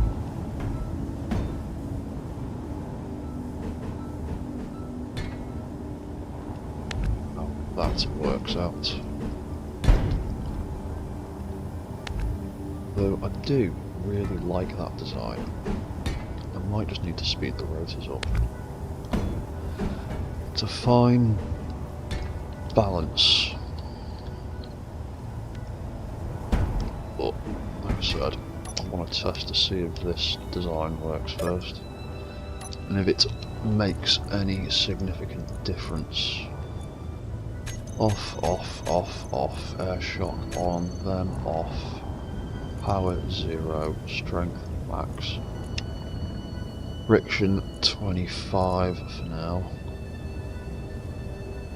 Actually, no, we'll stick friction on 50. Let's see how that behaves.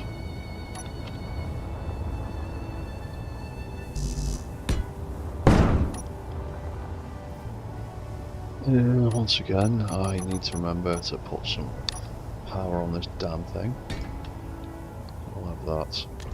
I'll get rid of that. Get rid of that. I'll get rid of that. And that. We'll trigger that.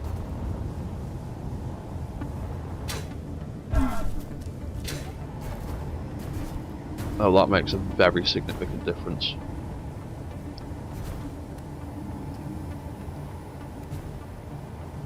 Yeah, that makes quite a difference, doesn't it?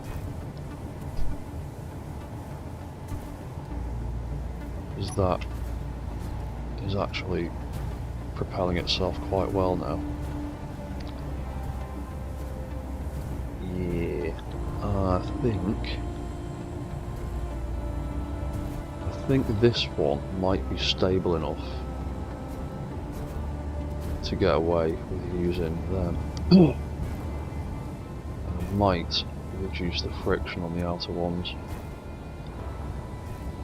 But that is noticeably better. That's a shame, because the other one looked way cooler. But that actually gripped really well, so we are going to go with that, and I'll keep the other design for later. I might use it for something else. So, using a suspension block definitely makes suspension block definitely makes a difference. Can I make a happy medium between the two ideas?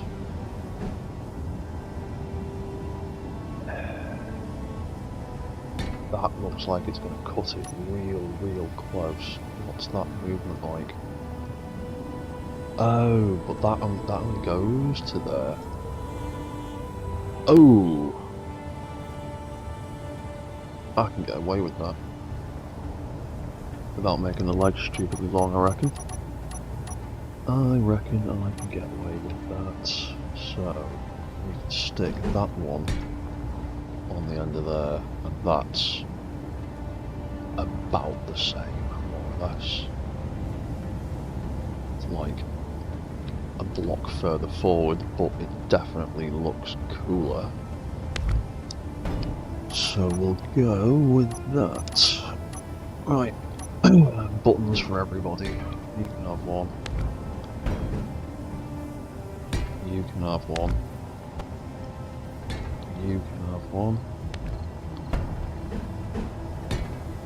And you. And you. What's the other button panel look like? No, it looks exactly the same, it's just got a different top. And that one looks a bit more sleek. Yeah,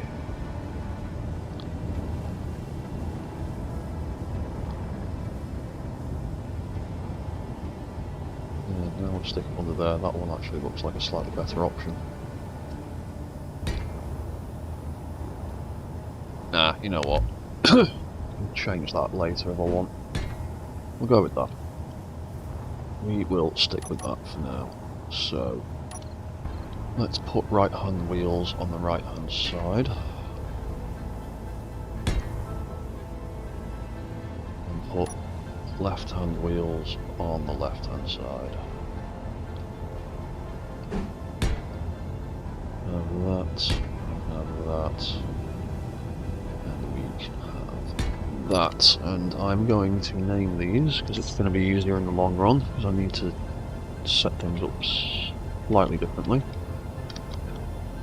FL01.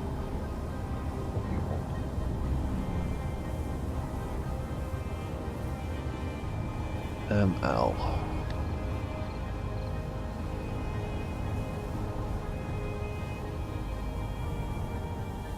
RL.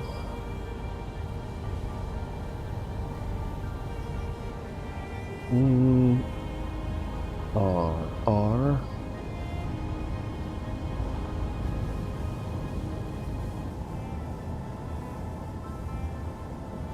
That can be MR. And that one can front, right. FR.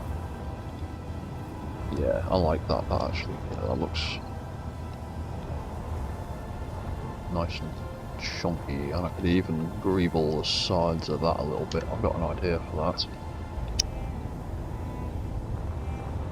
So, let's have a look at these suspensions. Suspensions can all get turned off because they're an unnecessary power drain. I don't need them to drive. I don't need them to brake. I mean, I could get them to brake. Oh no, I couldn't. That'd be way too much faffing. So I don't need that. I don't need power. I do need strength. The offset is already where I want it. Friction is fine. Speed limit is down. And then the middle ones, I want to reduce the friction down on them. So they've got a little bit of drag because they're sweeping legs.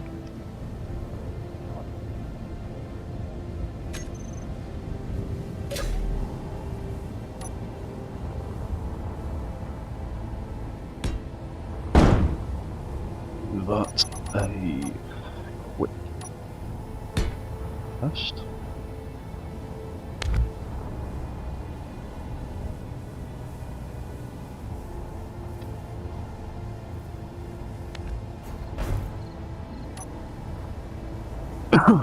Trigger that timer.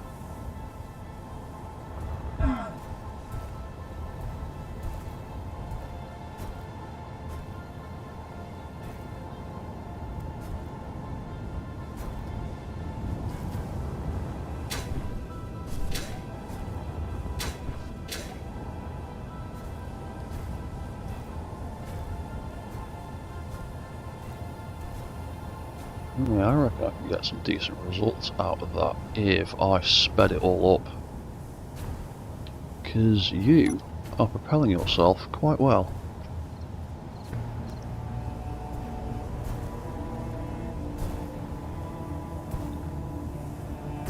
So I reckon I can speed you up.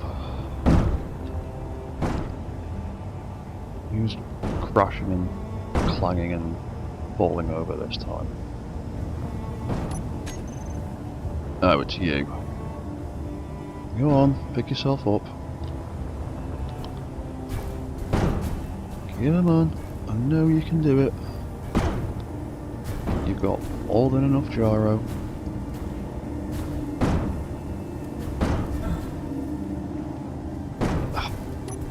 Do it for you because that sound's getting on my nerves.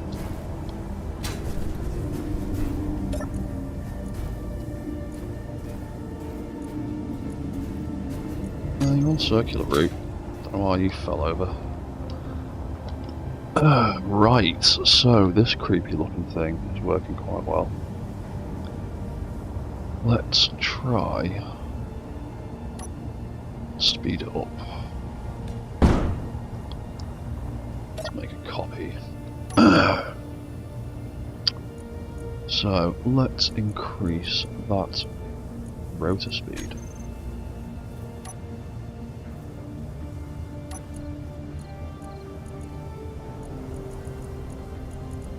Make it 30.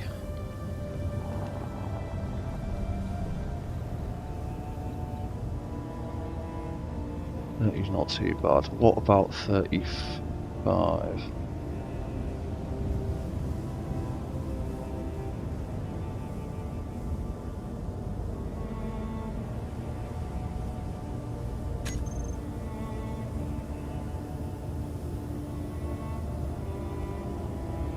Yeah, we're going to need to increase the speed of a few things. Too hard. So let's just increase everything by 1 RPM. We'll start small. Oh, there's going to be some things that are going to be difficult to increase though because of the... Yeah, that I'm not going to be able to do anything about. That one, oh, it'll just be the tips that I can't, everything else is reversing. Yeah, it'll just be them. So, let's increase that.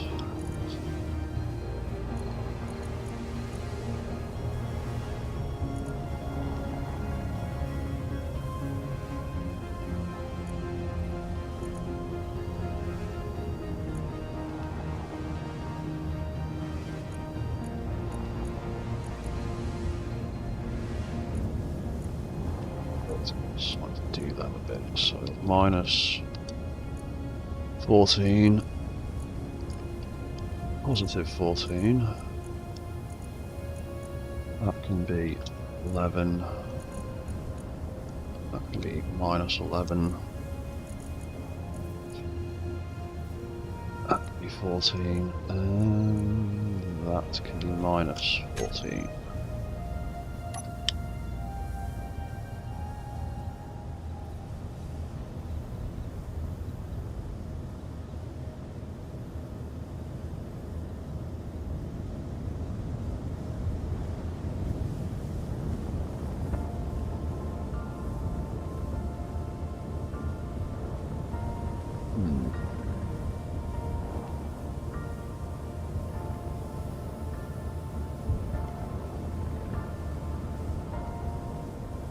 Still think I need to increase everything by a little bit.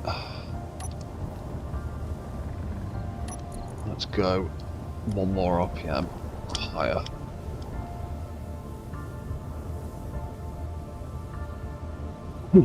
Leg 18. That can't be changed. 18. Minus 12. Minus 12. 18. 18. Then the rotor will be minus 15. 15. 12. Minus 12. 15. And minus 15.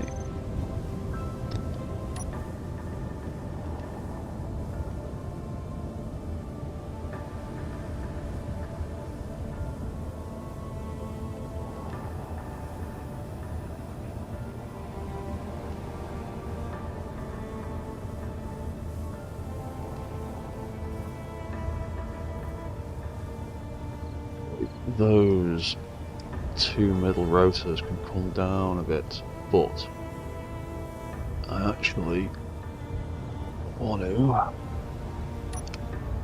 stop that and increase the speed of the front and back legs a bit more. No, we'll do.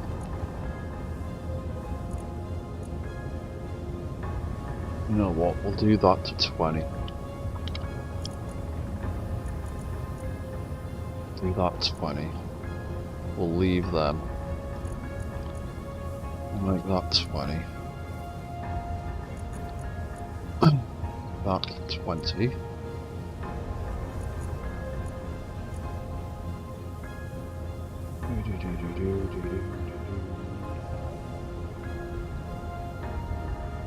That.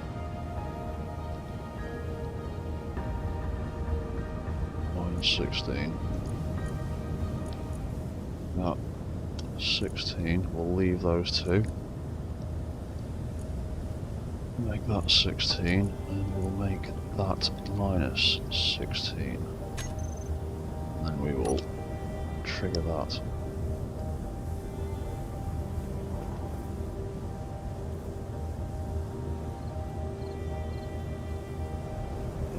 those middle legs are a little bit more in time with the outer legs.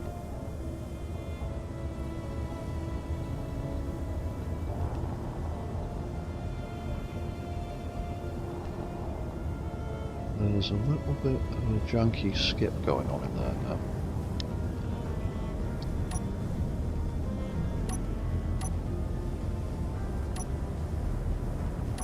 Oh, it's because of the wobble in the legs, that's why. And it's because of the amount of force in the legs and the velocity. That'll be why it's janking around. So,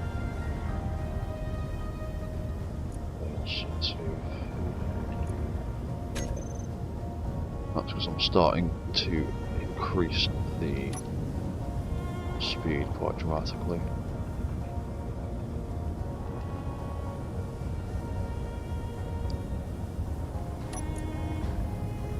I turn that rotor down. Yeah, it's just the wobble of the legs.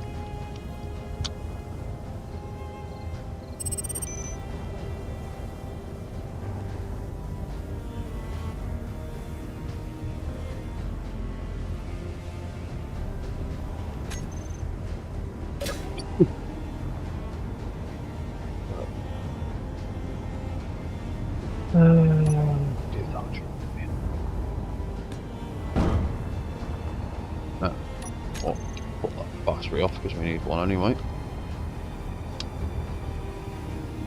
Just get on there, doesn't matter where.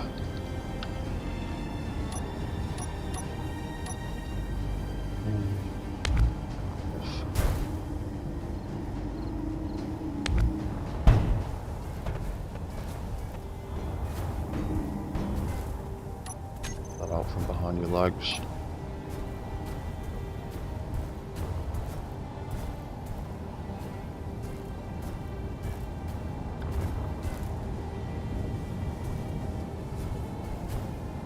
Not quite walking as well as you were at slower speed.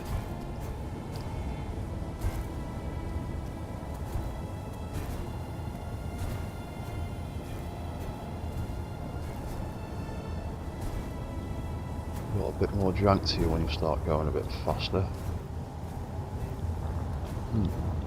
Interesting behaviour.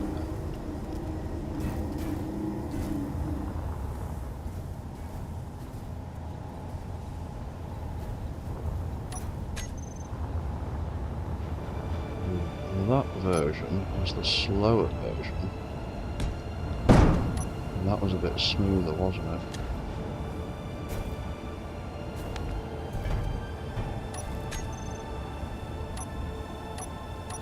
Yeah, you need power. Shut up. There we go, you've got power, behave yourself.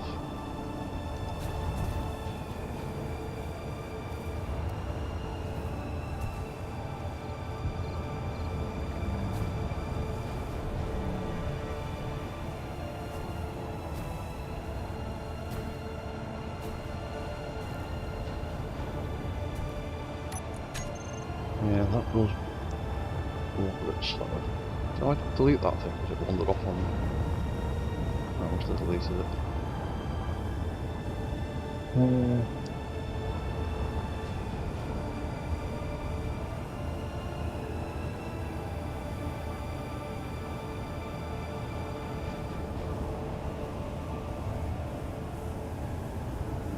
You know what?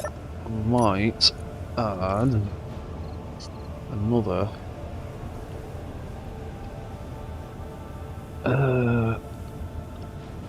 might add a bit more velocity to these hinges right here. So FL03. Increase that by another increment.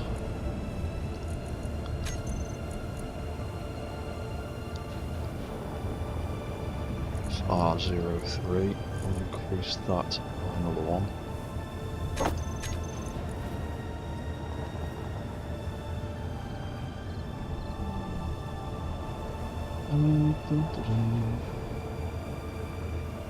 Side ones are fine. The rear ones.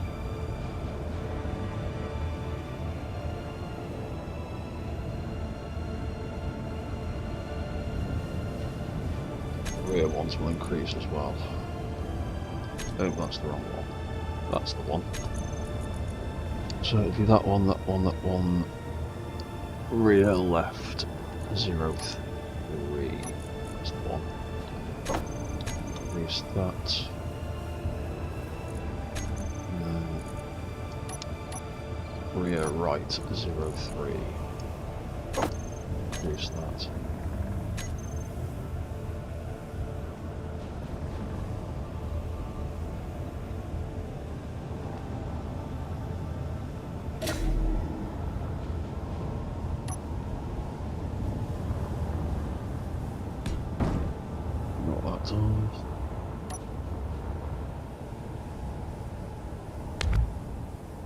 There you go.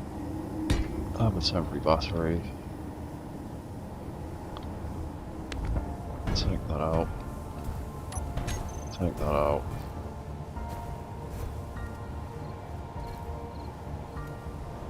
Yeah, you're snagging on the floor a bit, isn't it? It's the feet.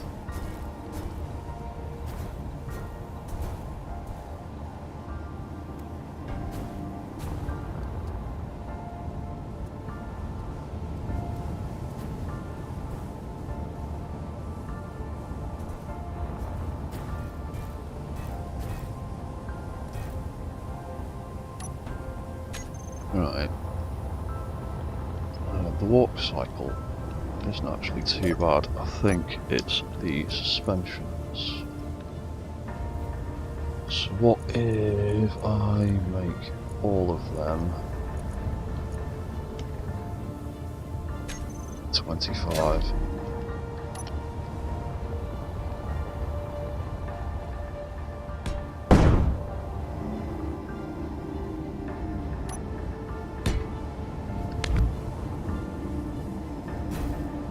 Oh, don't delete part of the leg.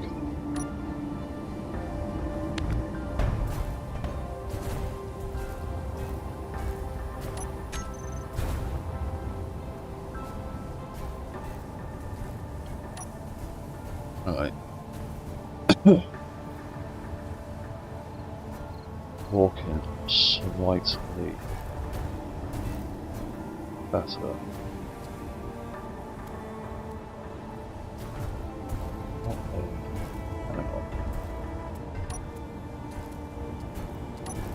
Get that and that out of your way. What if just the rear suspension had 50%? So I can properly push it forward.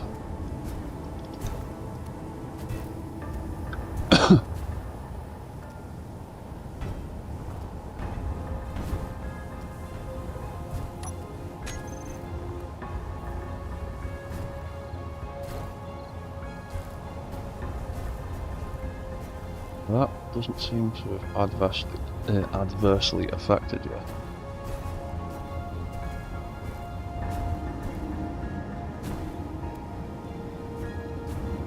What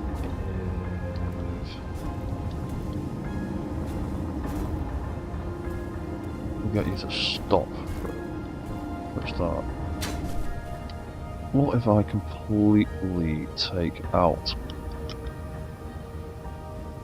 What if I leave in the tiniest bit of friction on that side, or on the sides, rather?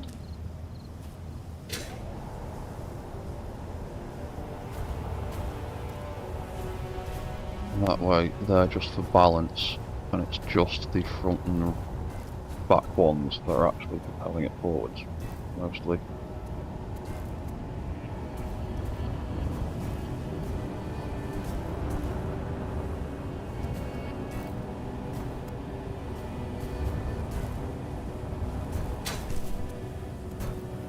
I think it'll start to tip over.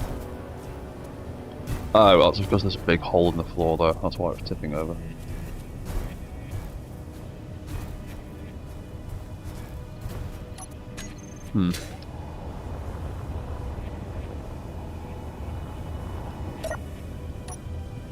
Oh, let's try this again. So, what if we take the front and back ones and stick them all the way up to max, and take the side ones and take everything out of it.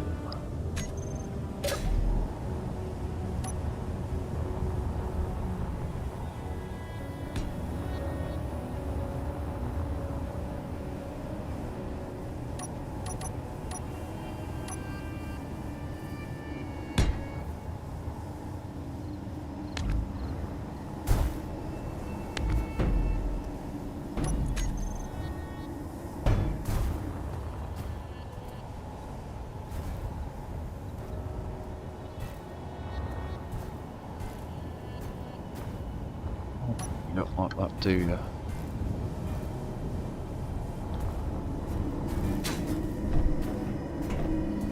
I've mixed results like that.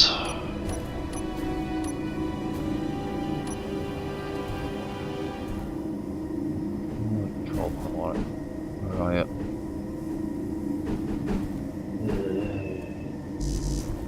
Just let me. There we go. It's okay. 1, 2, 4. Let's bring that down to 50.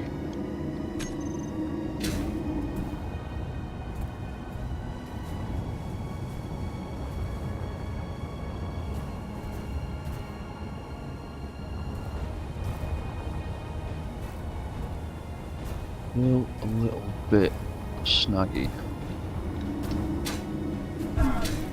in a lot of ways. Definitely getting movement, but it's very snaggy. Right, suspensions, front. What will we make you? 25.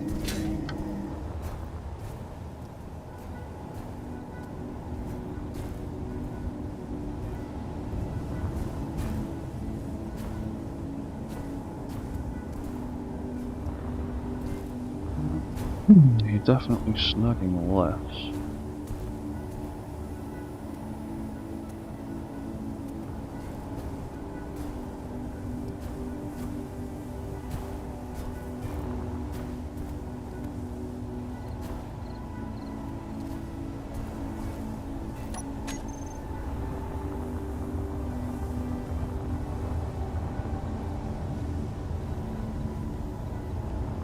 Right, that's definitely an interesting design.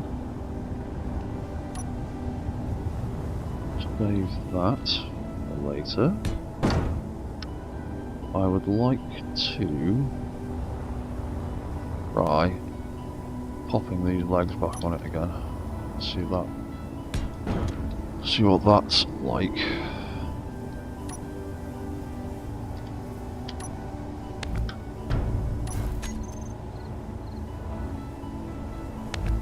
Compared to the wheels.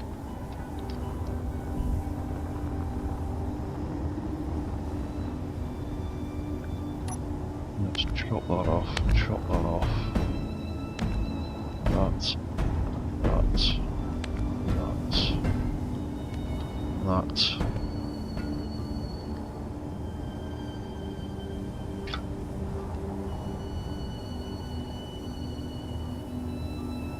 Oh, can you just find the wrong thing? There we go.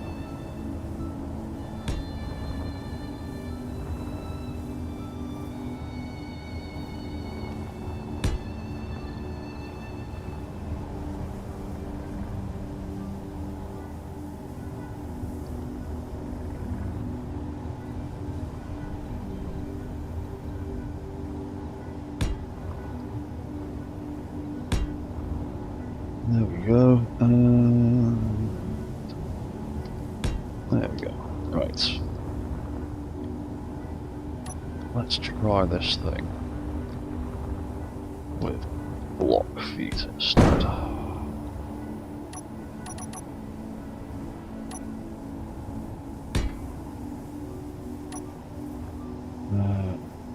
that. Get that going. Take that out. That out.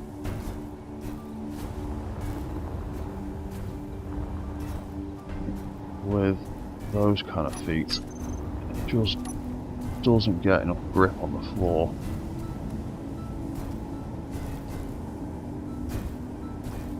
And it just doesn't go nowhere quickly. It does eventually, but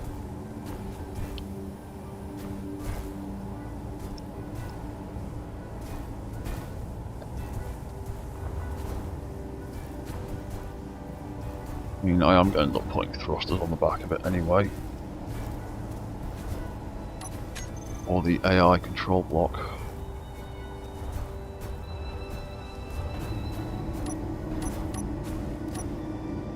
So, I might go with that because I do like the way those feet look. But it's not particularly practical. Wrap myself forward a little bit like that.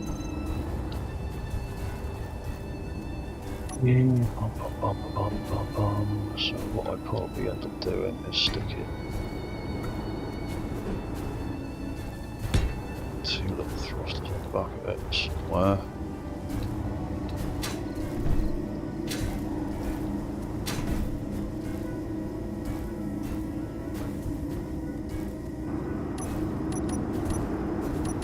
And then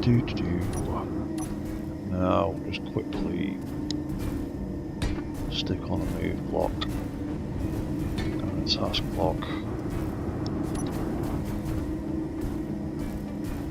Control panel so I can get in there. Light. Oh, it needed a fucking gyro as well, wouldn't it? It's just pop a gyro there for now. On collision avoidance off. 4 meters a second, none of that, none of that, none of that. Task block, follow me, AI on, here you go. It's like with little thrusters on the back to push it along.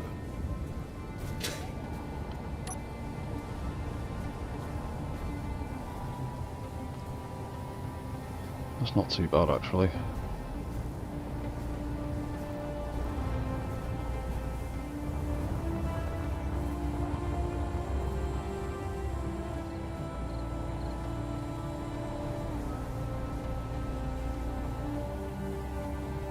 Yeah, I think I'm going to go with that. It's a bit more stable than the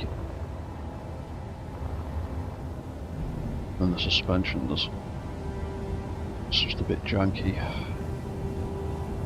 Maybe if I made it bigger and heavier, I might end up needing the suspensions. But for now, I'm going to go with those legs because I like them and they're cool. So let's delete all this trash.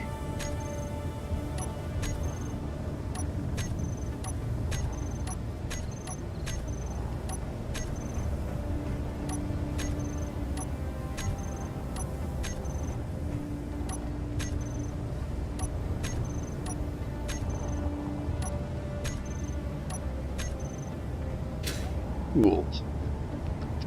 Wheel block. Yeah, Eagle Wing. I've been trying them out with the wheel blocks. The problem with using suspension blocks on really tiny mechs is the way the friction mechanics catch on voxels. It tends to make them spring about and bounce around if they're not very heavy, and seeing as this is only a very light frame at the moment. The testing I've been doing with this one, is it that one? Well, that's the old version. It's that one. When it's walking about, it has a tendency to bounce around quite a lot.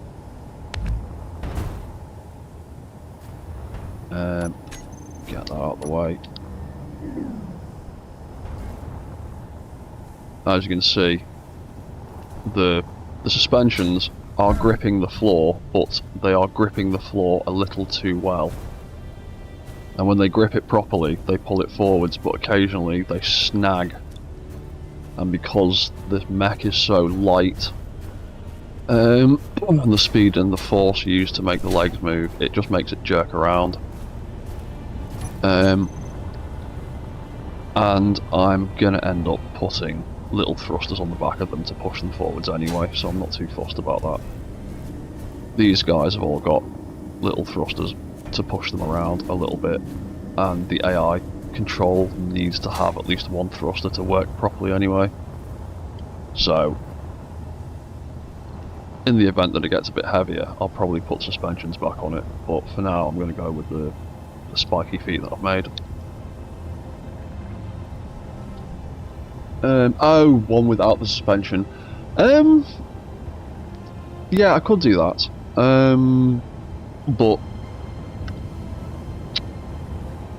But it wouldn't look as cool as what I've got there. And like I said, I'm going to put little thrusters on the back of it anyway for the AI, and that'll push it along a bit, so we'll see. It's still early days with this thing anyway. It's literally just a frame that walks. It's not got any sort of gyro control or power supply or any of that stuff yet. So speaking of, I need to take out some of these and start thinking about where I want to put things like power. So I'm going to take that out, and I'm going to swap it for a, where is it? There it is, conveyor port. And then I can stick a reactor on either side.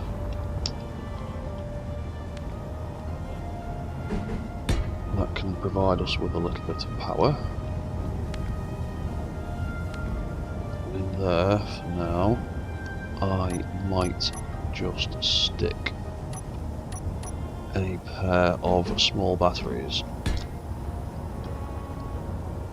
so that this thing has got some battery power as well,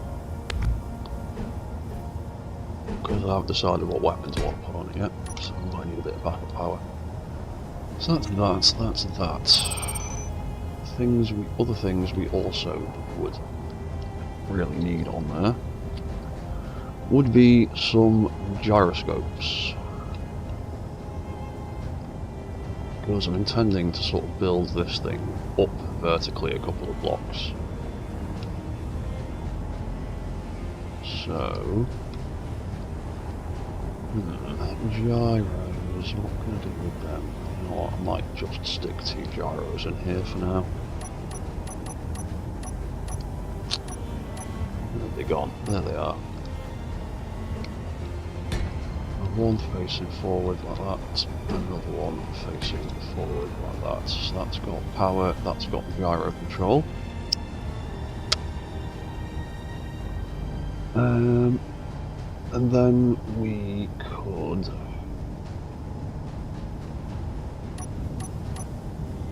need to have some AI and remote control.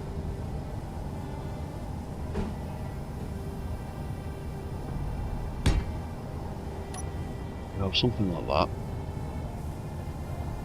Ah, crap. I know what I've forgotten about.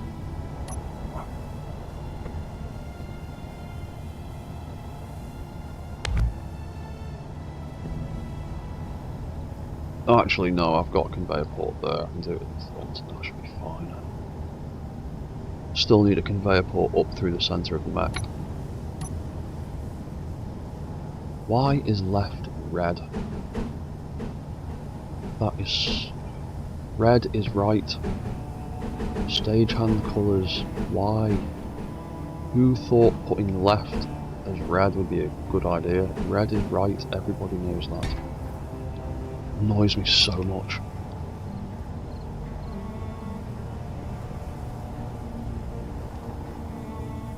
Right, so control. We would also need at least an offensive block and a task block. I might just stick it all down the centre line for now, unless I realise that I've done something stupid. So that can go there, and that can go there. And that will be the little brain for it. Then we would need to create some sort of conveyor connection going upwards. Get some weapons in there. In description.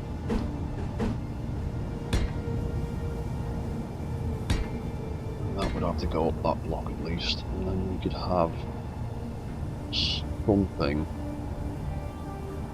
up here, perhaps a great big fucking turret or something.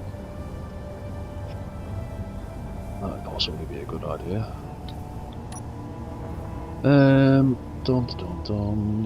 So that's a decent length, so we don't actually need that conveyor connection anymore. That can get deleted.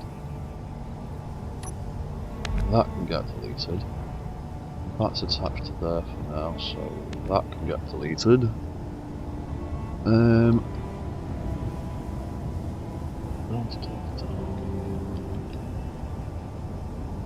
We could potentially just slap a conveyor port on the back for some access to the ammo.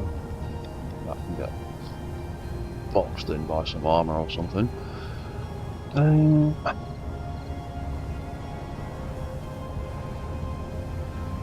I might as well make those functional if they're just going to sit there taking up space, so we can change them to some ammo storage. And then it's almost kind of time to figure out how I want to shape this thing and make the body look. I want it to look kind of big and triangular and weird, like the arachnids in Starship Troopers do. Because that's kind of the main inspiration behind this thing. So let's grab armor plating colour.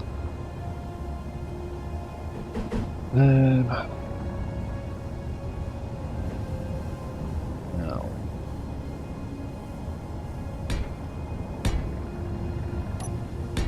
do something like that. Oops.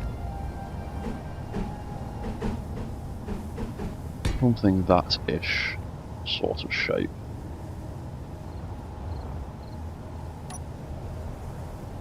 And the top profile could be something along those lines.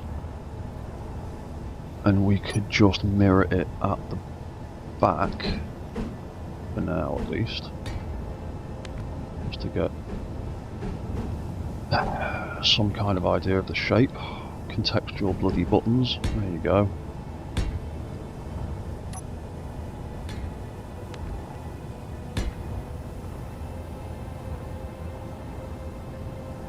Back end of the arachnids, they're all big and spiky and stick right out. Maybe do it like that. Maybe do it like that.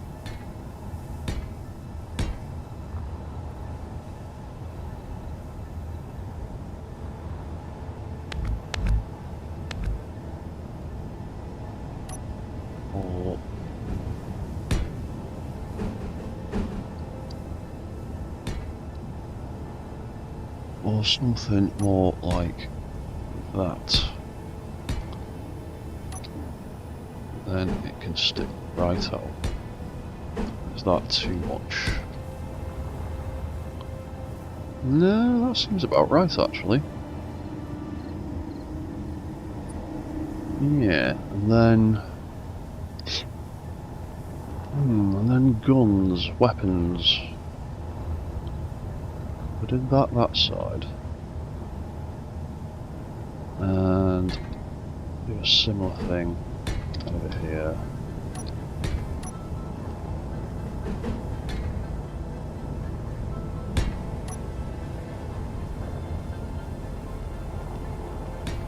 That can be a rough sort of top shape for it. Now that can stay there.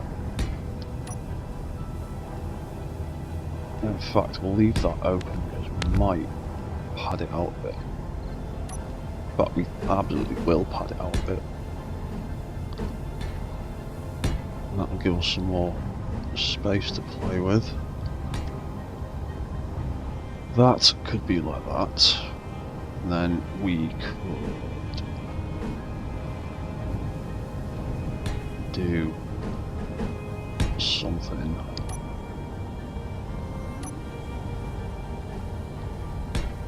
That down the back. That would leave us with an annoying gap there. That should fit that shape. That could be the back end of it. That leaves us with a row of blocks there to potentially do something with. Some in there, some in there. And we've got at least half a block to play with at the sides.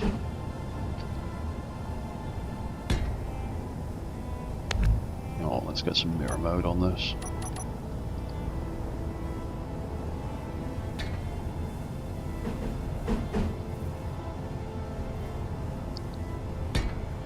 Ooh, yeah, because that actually clears the top of the legs quite well. So we could do that. Yeah, where's the next one? There it is. Do that, that, and that. Front end of it. We've potentially got another row in there to play with. Do we want to do that?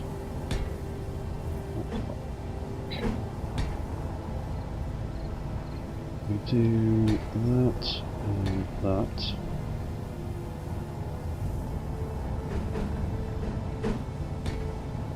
That and where is it? That.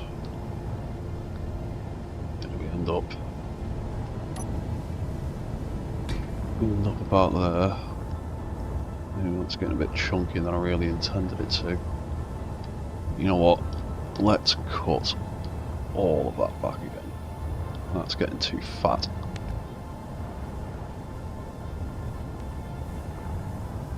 Keep it like that for now. And we might just use these weird half blocks or something.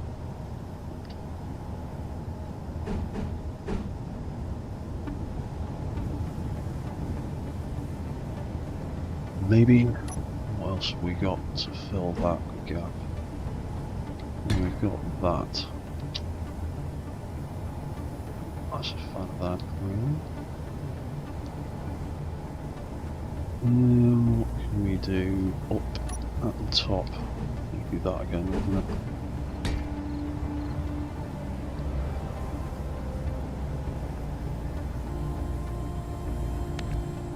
You know what? Might just keep them skinny. Might just try and restrict any other bits down into this space. And potentially, oh yeah, we've got that as well. Right, yeah, I'm going to leave it like that. I don't want to make it too fat. You need to stop falling over. Oh yeah, I need to kind of armour that up a little bit. Somehow, what do we do about the underside of here?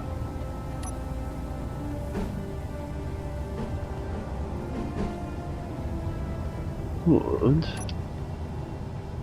use one of them maybe. Like that. That can fit in there. But that could cause problems. Or we could just have that all the way along the bottom, like so.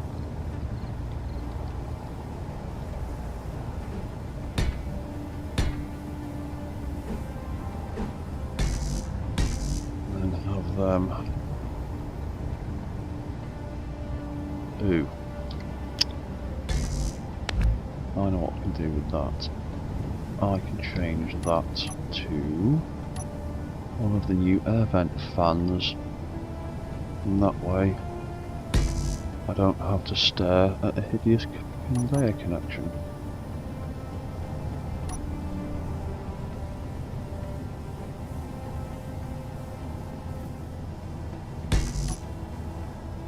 Does the same thing, it's only slightly heavier.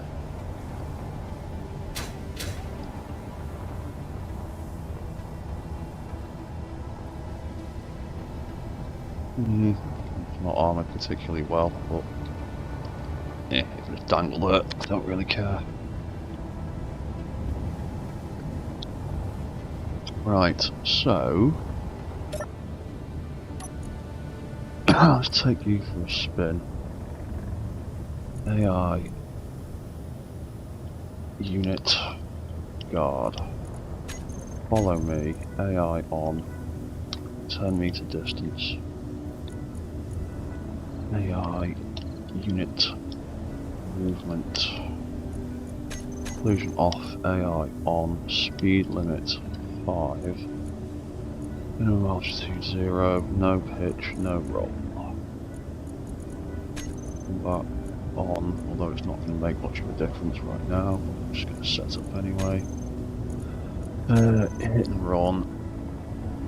50 meters. 100 meters.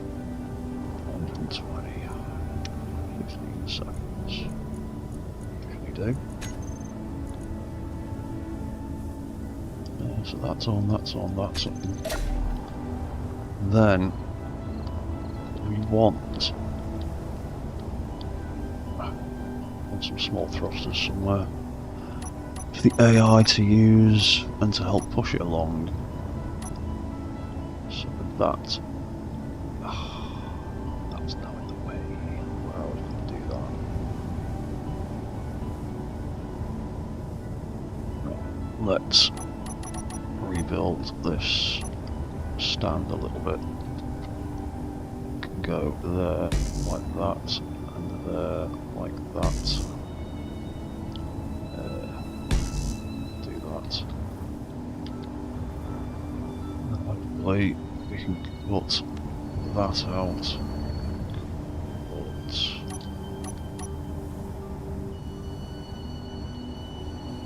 That's out without breaking anything. Sweet. So, what I was thinking of doing is plopping a couple of them there, the AI to use, and they kind of tuck in sort of nicely.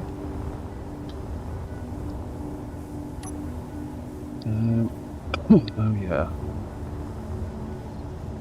Now that we've got those kind of things in place, we need to think about a sensor that is going to turn on the warp controls.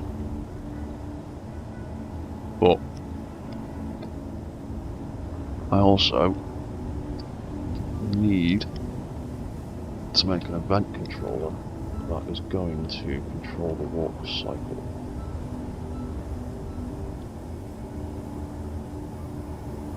Let's... Or rather turn the walk cycle on and off. A single switch, which will make life easier in the long run. I might stick that there face up because I might want to be able to see it. Go walk on / off.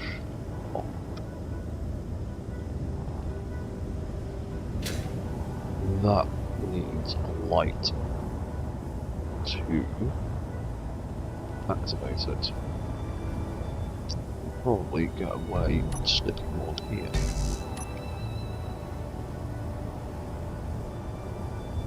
Or the cycle light. So we will take all that out. As small as possible so we haven't got a big glowing thing getting in the way. We'll make that blink. Why not?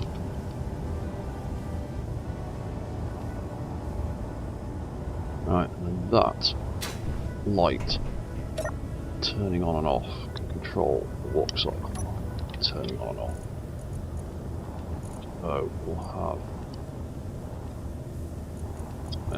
block on and off first.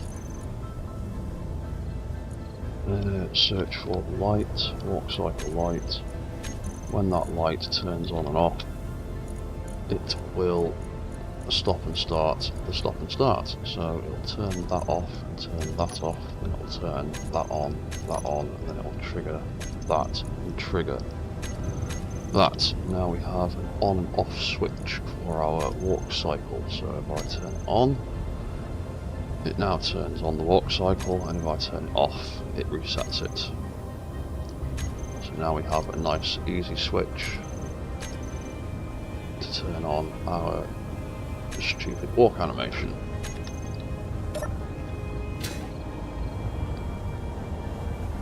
That leg will settle down eventually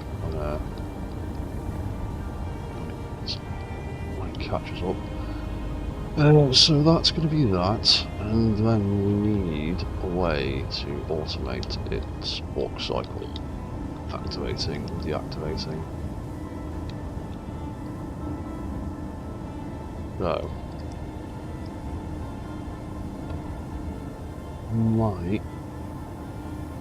What do I do about that? Do it.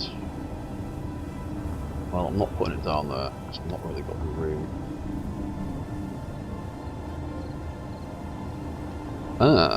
I might just stick it there.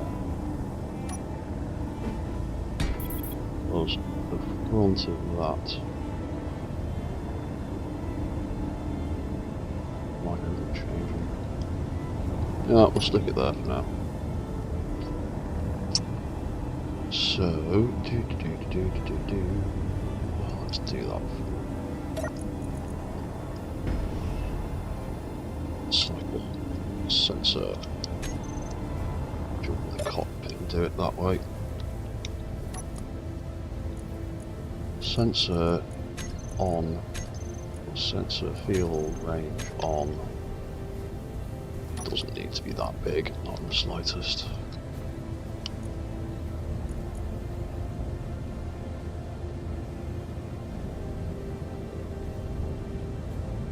Call it 4 meters at the sides.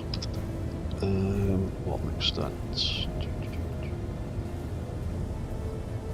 About 2.5 for now, maybe. Top extent, absolutely nothing. It doesn't need to be. Just a waste of power. Back, doesn't need to be anything.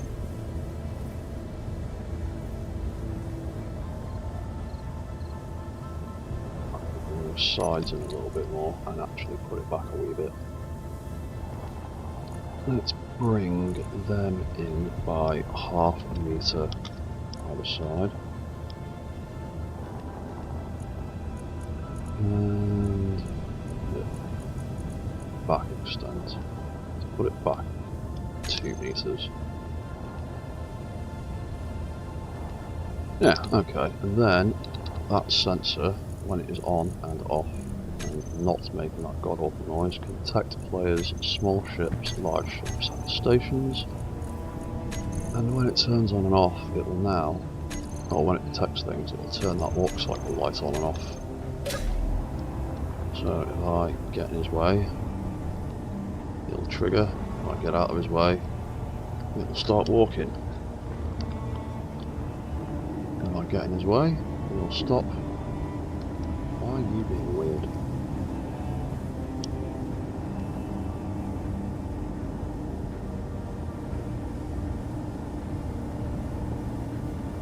What there is jiggling, jiggling, jiggling, jiggling.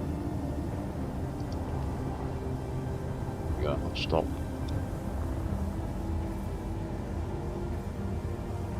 Maybe I need to turn the torque down on those hinges a bit. Well, yeah. Maybe I'll do. That one seems to be a little bit buggy. Well, that is how that is going to work.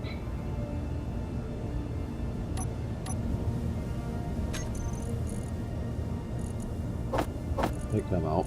Wow, stick that down there now. That can turn off our walk cycle.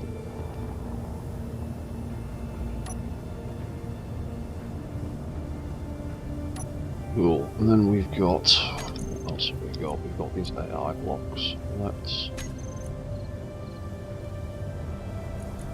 actually we'll leave the behaviour on and we'll just turn the whole block off. It'll be easier to do it that way. So the AI is on. It's got some thrusters. It's got gyros.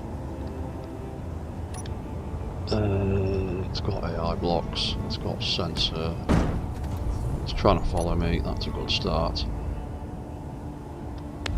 Let's get rid of that, let's get rid of that, let's get rid of that, and that'll start its walk cycle. There you go, it's following me.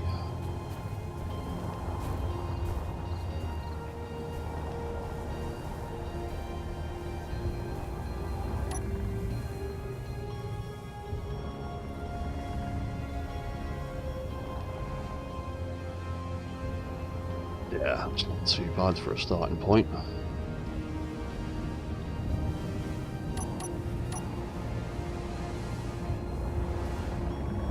That's some weird kind of mech.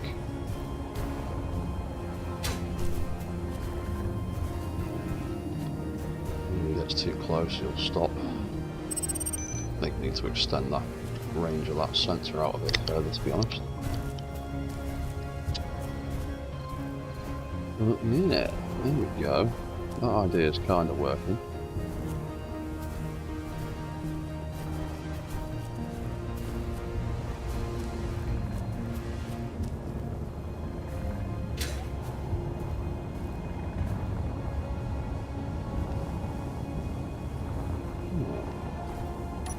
Not too bad at all. It'll probably work better, even better, if I stick some uranium in it and actually power those reactors and those thrusters.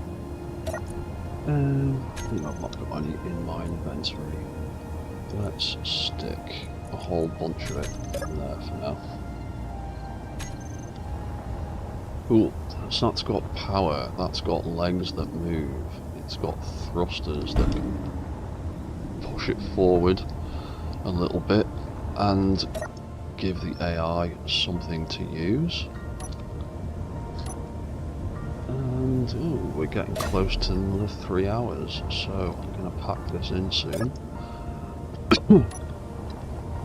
This has been some good progress on this latest weird mech. I'm even tempted that I might even actually end up chopping these middle legs off eventually, but leave it as it is for now. Luckily I've built that leg into one little unit so it can be removed if necessary. But next stage, I need to think about weapons, some kind of weapons.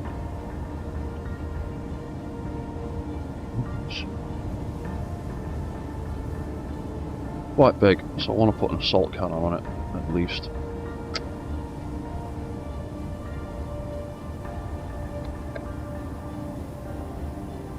I at least want an assault cannon. So we could have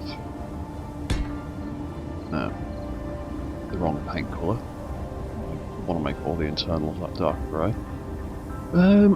We could have that there. Now I don't want to respawn. Okay. We can have that there, poking all the way up to max, so it's not going to scrub.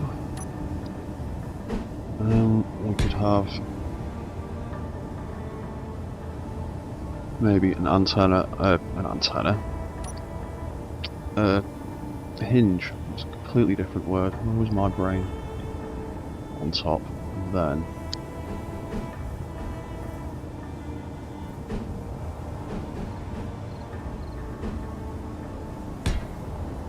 some kind of assault cannon, maybe.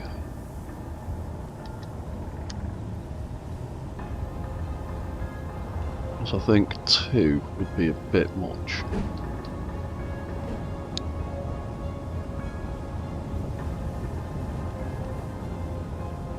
Three would definitely be too much.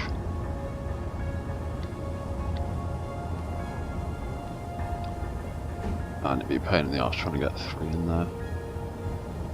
You know what? Let's be stupid. Let's start with 2, and if we have to, we can bring it back then.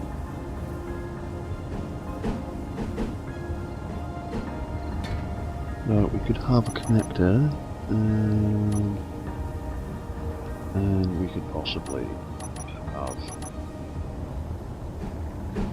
2 assault cannons, because why the hell not? In fact, how much do they weigh? They weigh 860 kilos each. That is quite a lot for that poor little rotor hinge.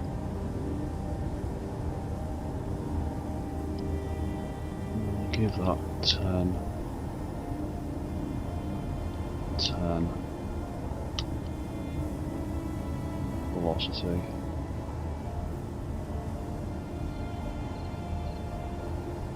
$15.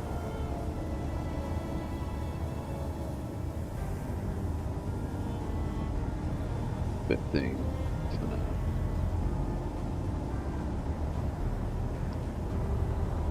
now. Yeah, so we do something ridiculous like that on the front of it. And then, like with all the other weapons I've been building recently, I want to have exhaust pipes on the back. Why not? Then we can sort of rework the little armour design I've been using recently. Covering up the guns.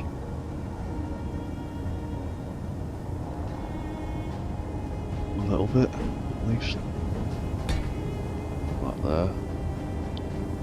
There's that half block.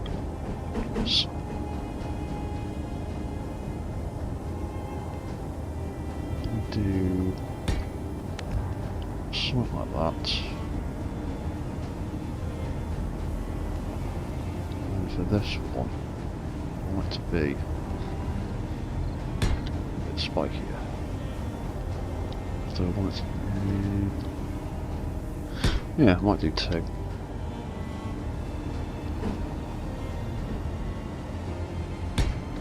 I want that across there. Then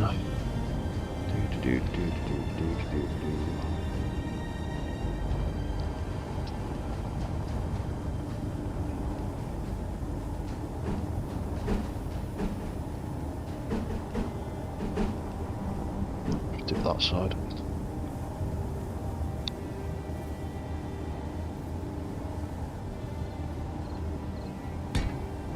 Do that there. Just do the same thing on the top.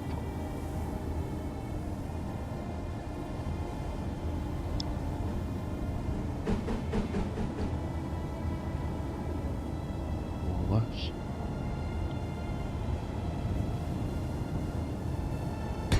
Might just do it like that. For now, anyway.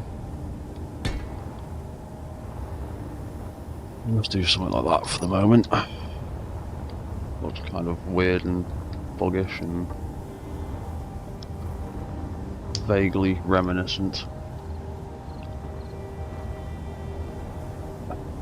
Yeah, I suppose that'll do for the moment. In the back end, we will chuck one of them in.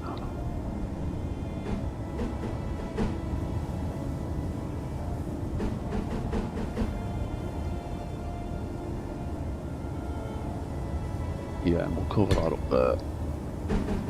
I'll have that there like that. Then we could have a flat block or flat plate covering that, and then a camera bang in the middle.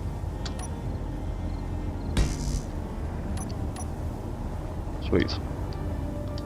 I'm happy with that. And then we could have a big fat spotlight.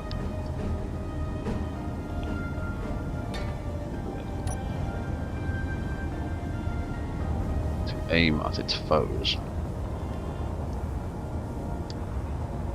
Yeah, something like that. Right, so that would need at least one turret controller.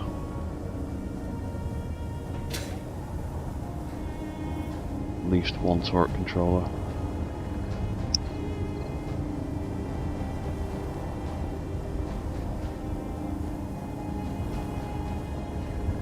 Might even potentially give him some little gun arms. But for now, we'll need at least one turret controller. Which we will stick in here. So,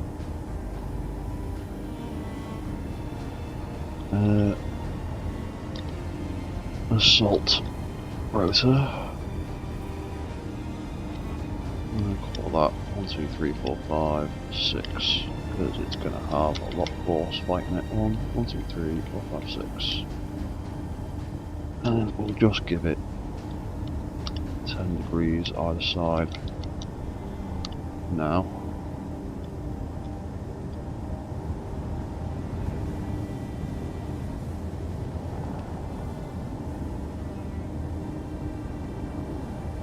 We already did that, didn't we?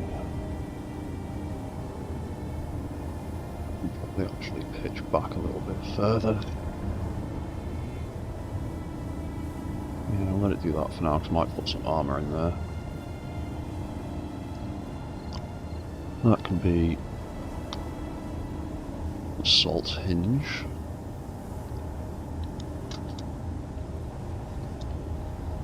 Camera, assault.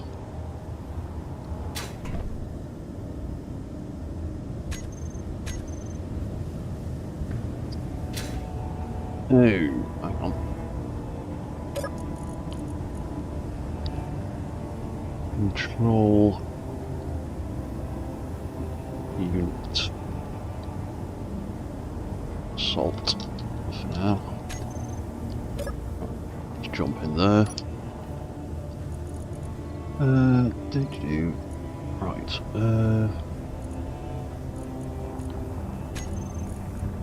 Assault rotor. Assault hinge, assault camera, assault cannons, enable AI, control. Right, everything's the right way round. Cool, that's a good start. Oh yeah, exhaust pipes. I want to do stuff with them. Because I want that to emit a small electrical arc, and I want that to emit a small electrical arc.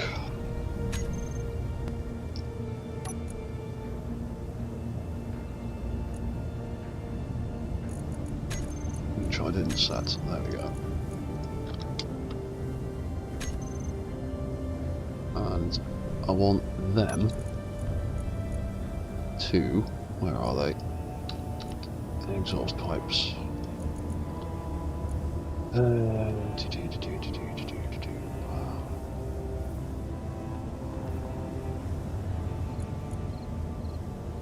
Just like that for now. Come up with a better system for it later. But for now, the stupid thing I've liked to do with weapons recently is when the turret controller is aligned with its target, turning off and on various blocks. So that is on, it is aiming, it is targeting, it can look at me and nothing else. If I jump out here, when it looks at me,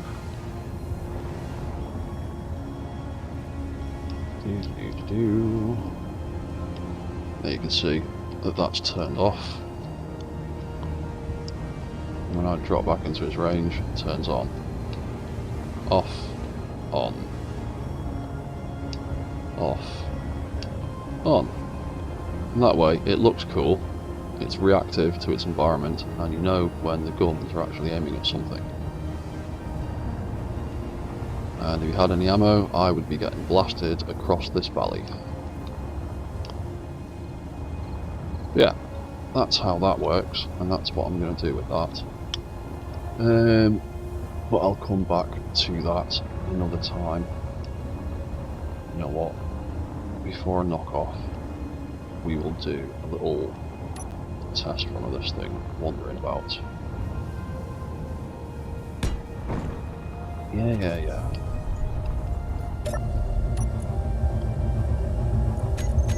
AI is definitely working.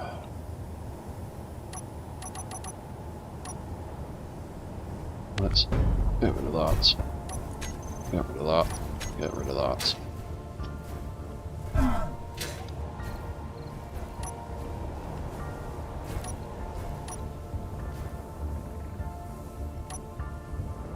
Wrong button.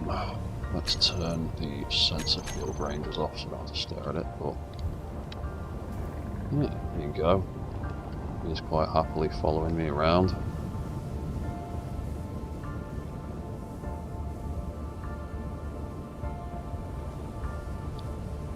He's trying to aim at me.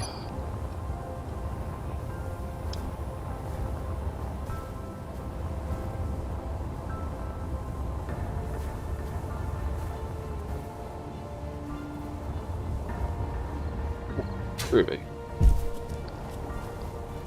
I reckon I can speed up that walk animation even more. And I need to adjust the sensor ranges a bit so he stops a bit further away from stuff.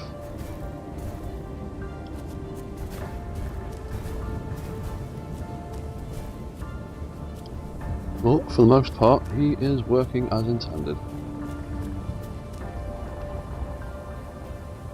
Ruby. So we've got that bug bot that works. Well, we've got a little spider bot.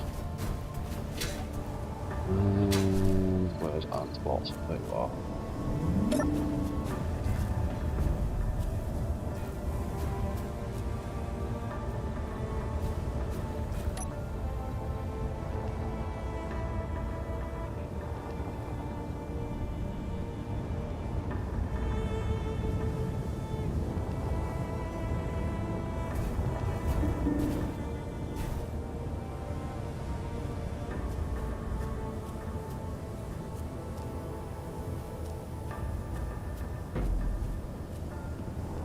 Well, to be honest, of all of them, I'm liking this newest one the best.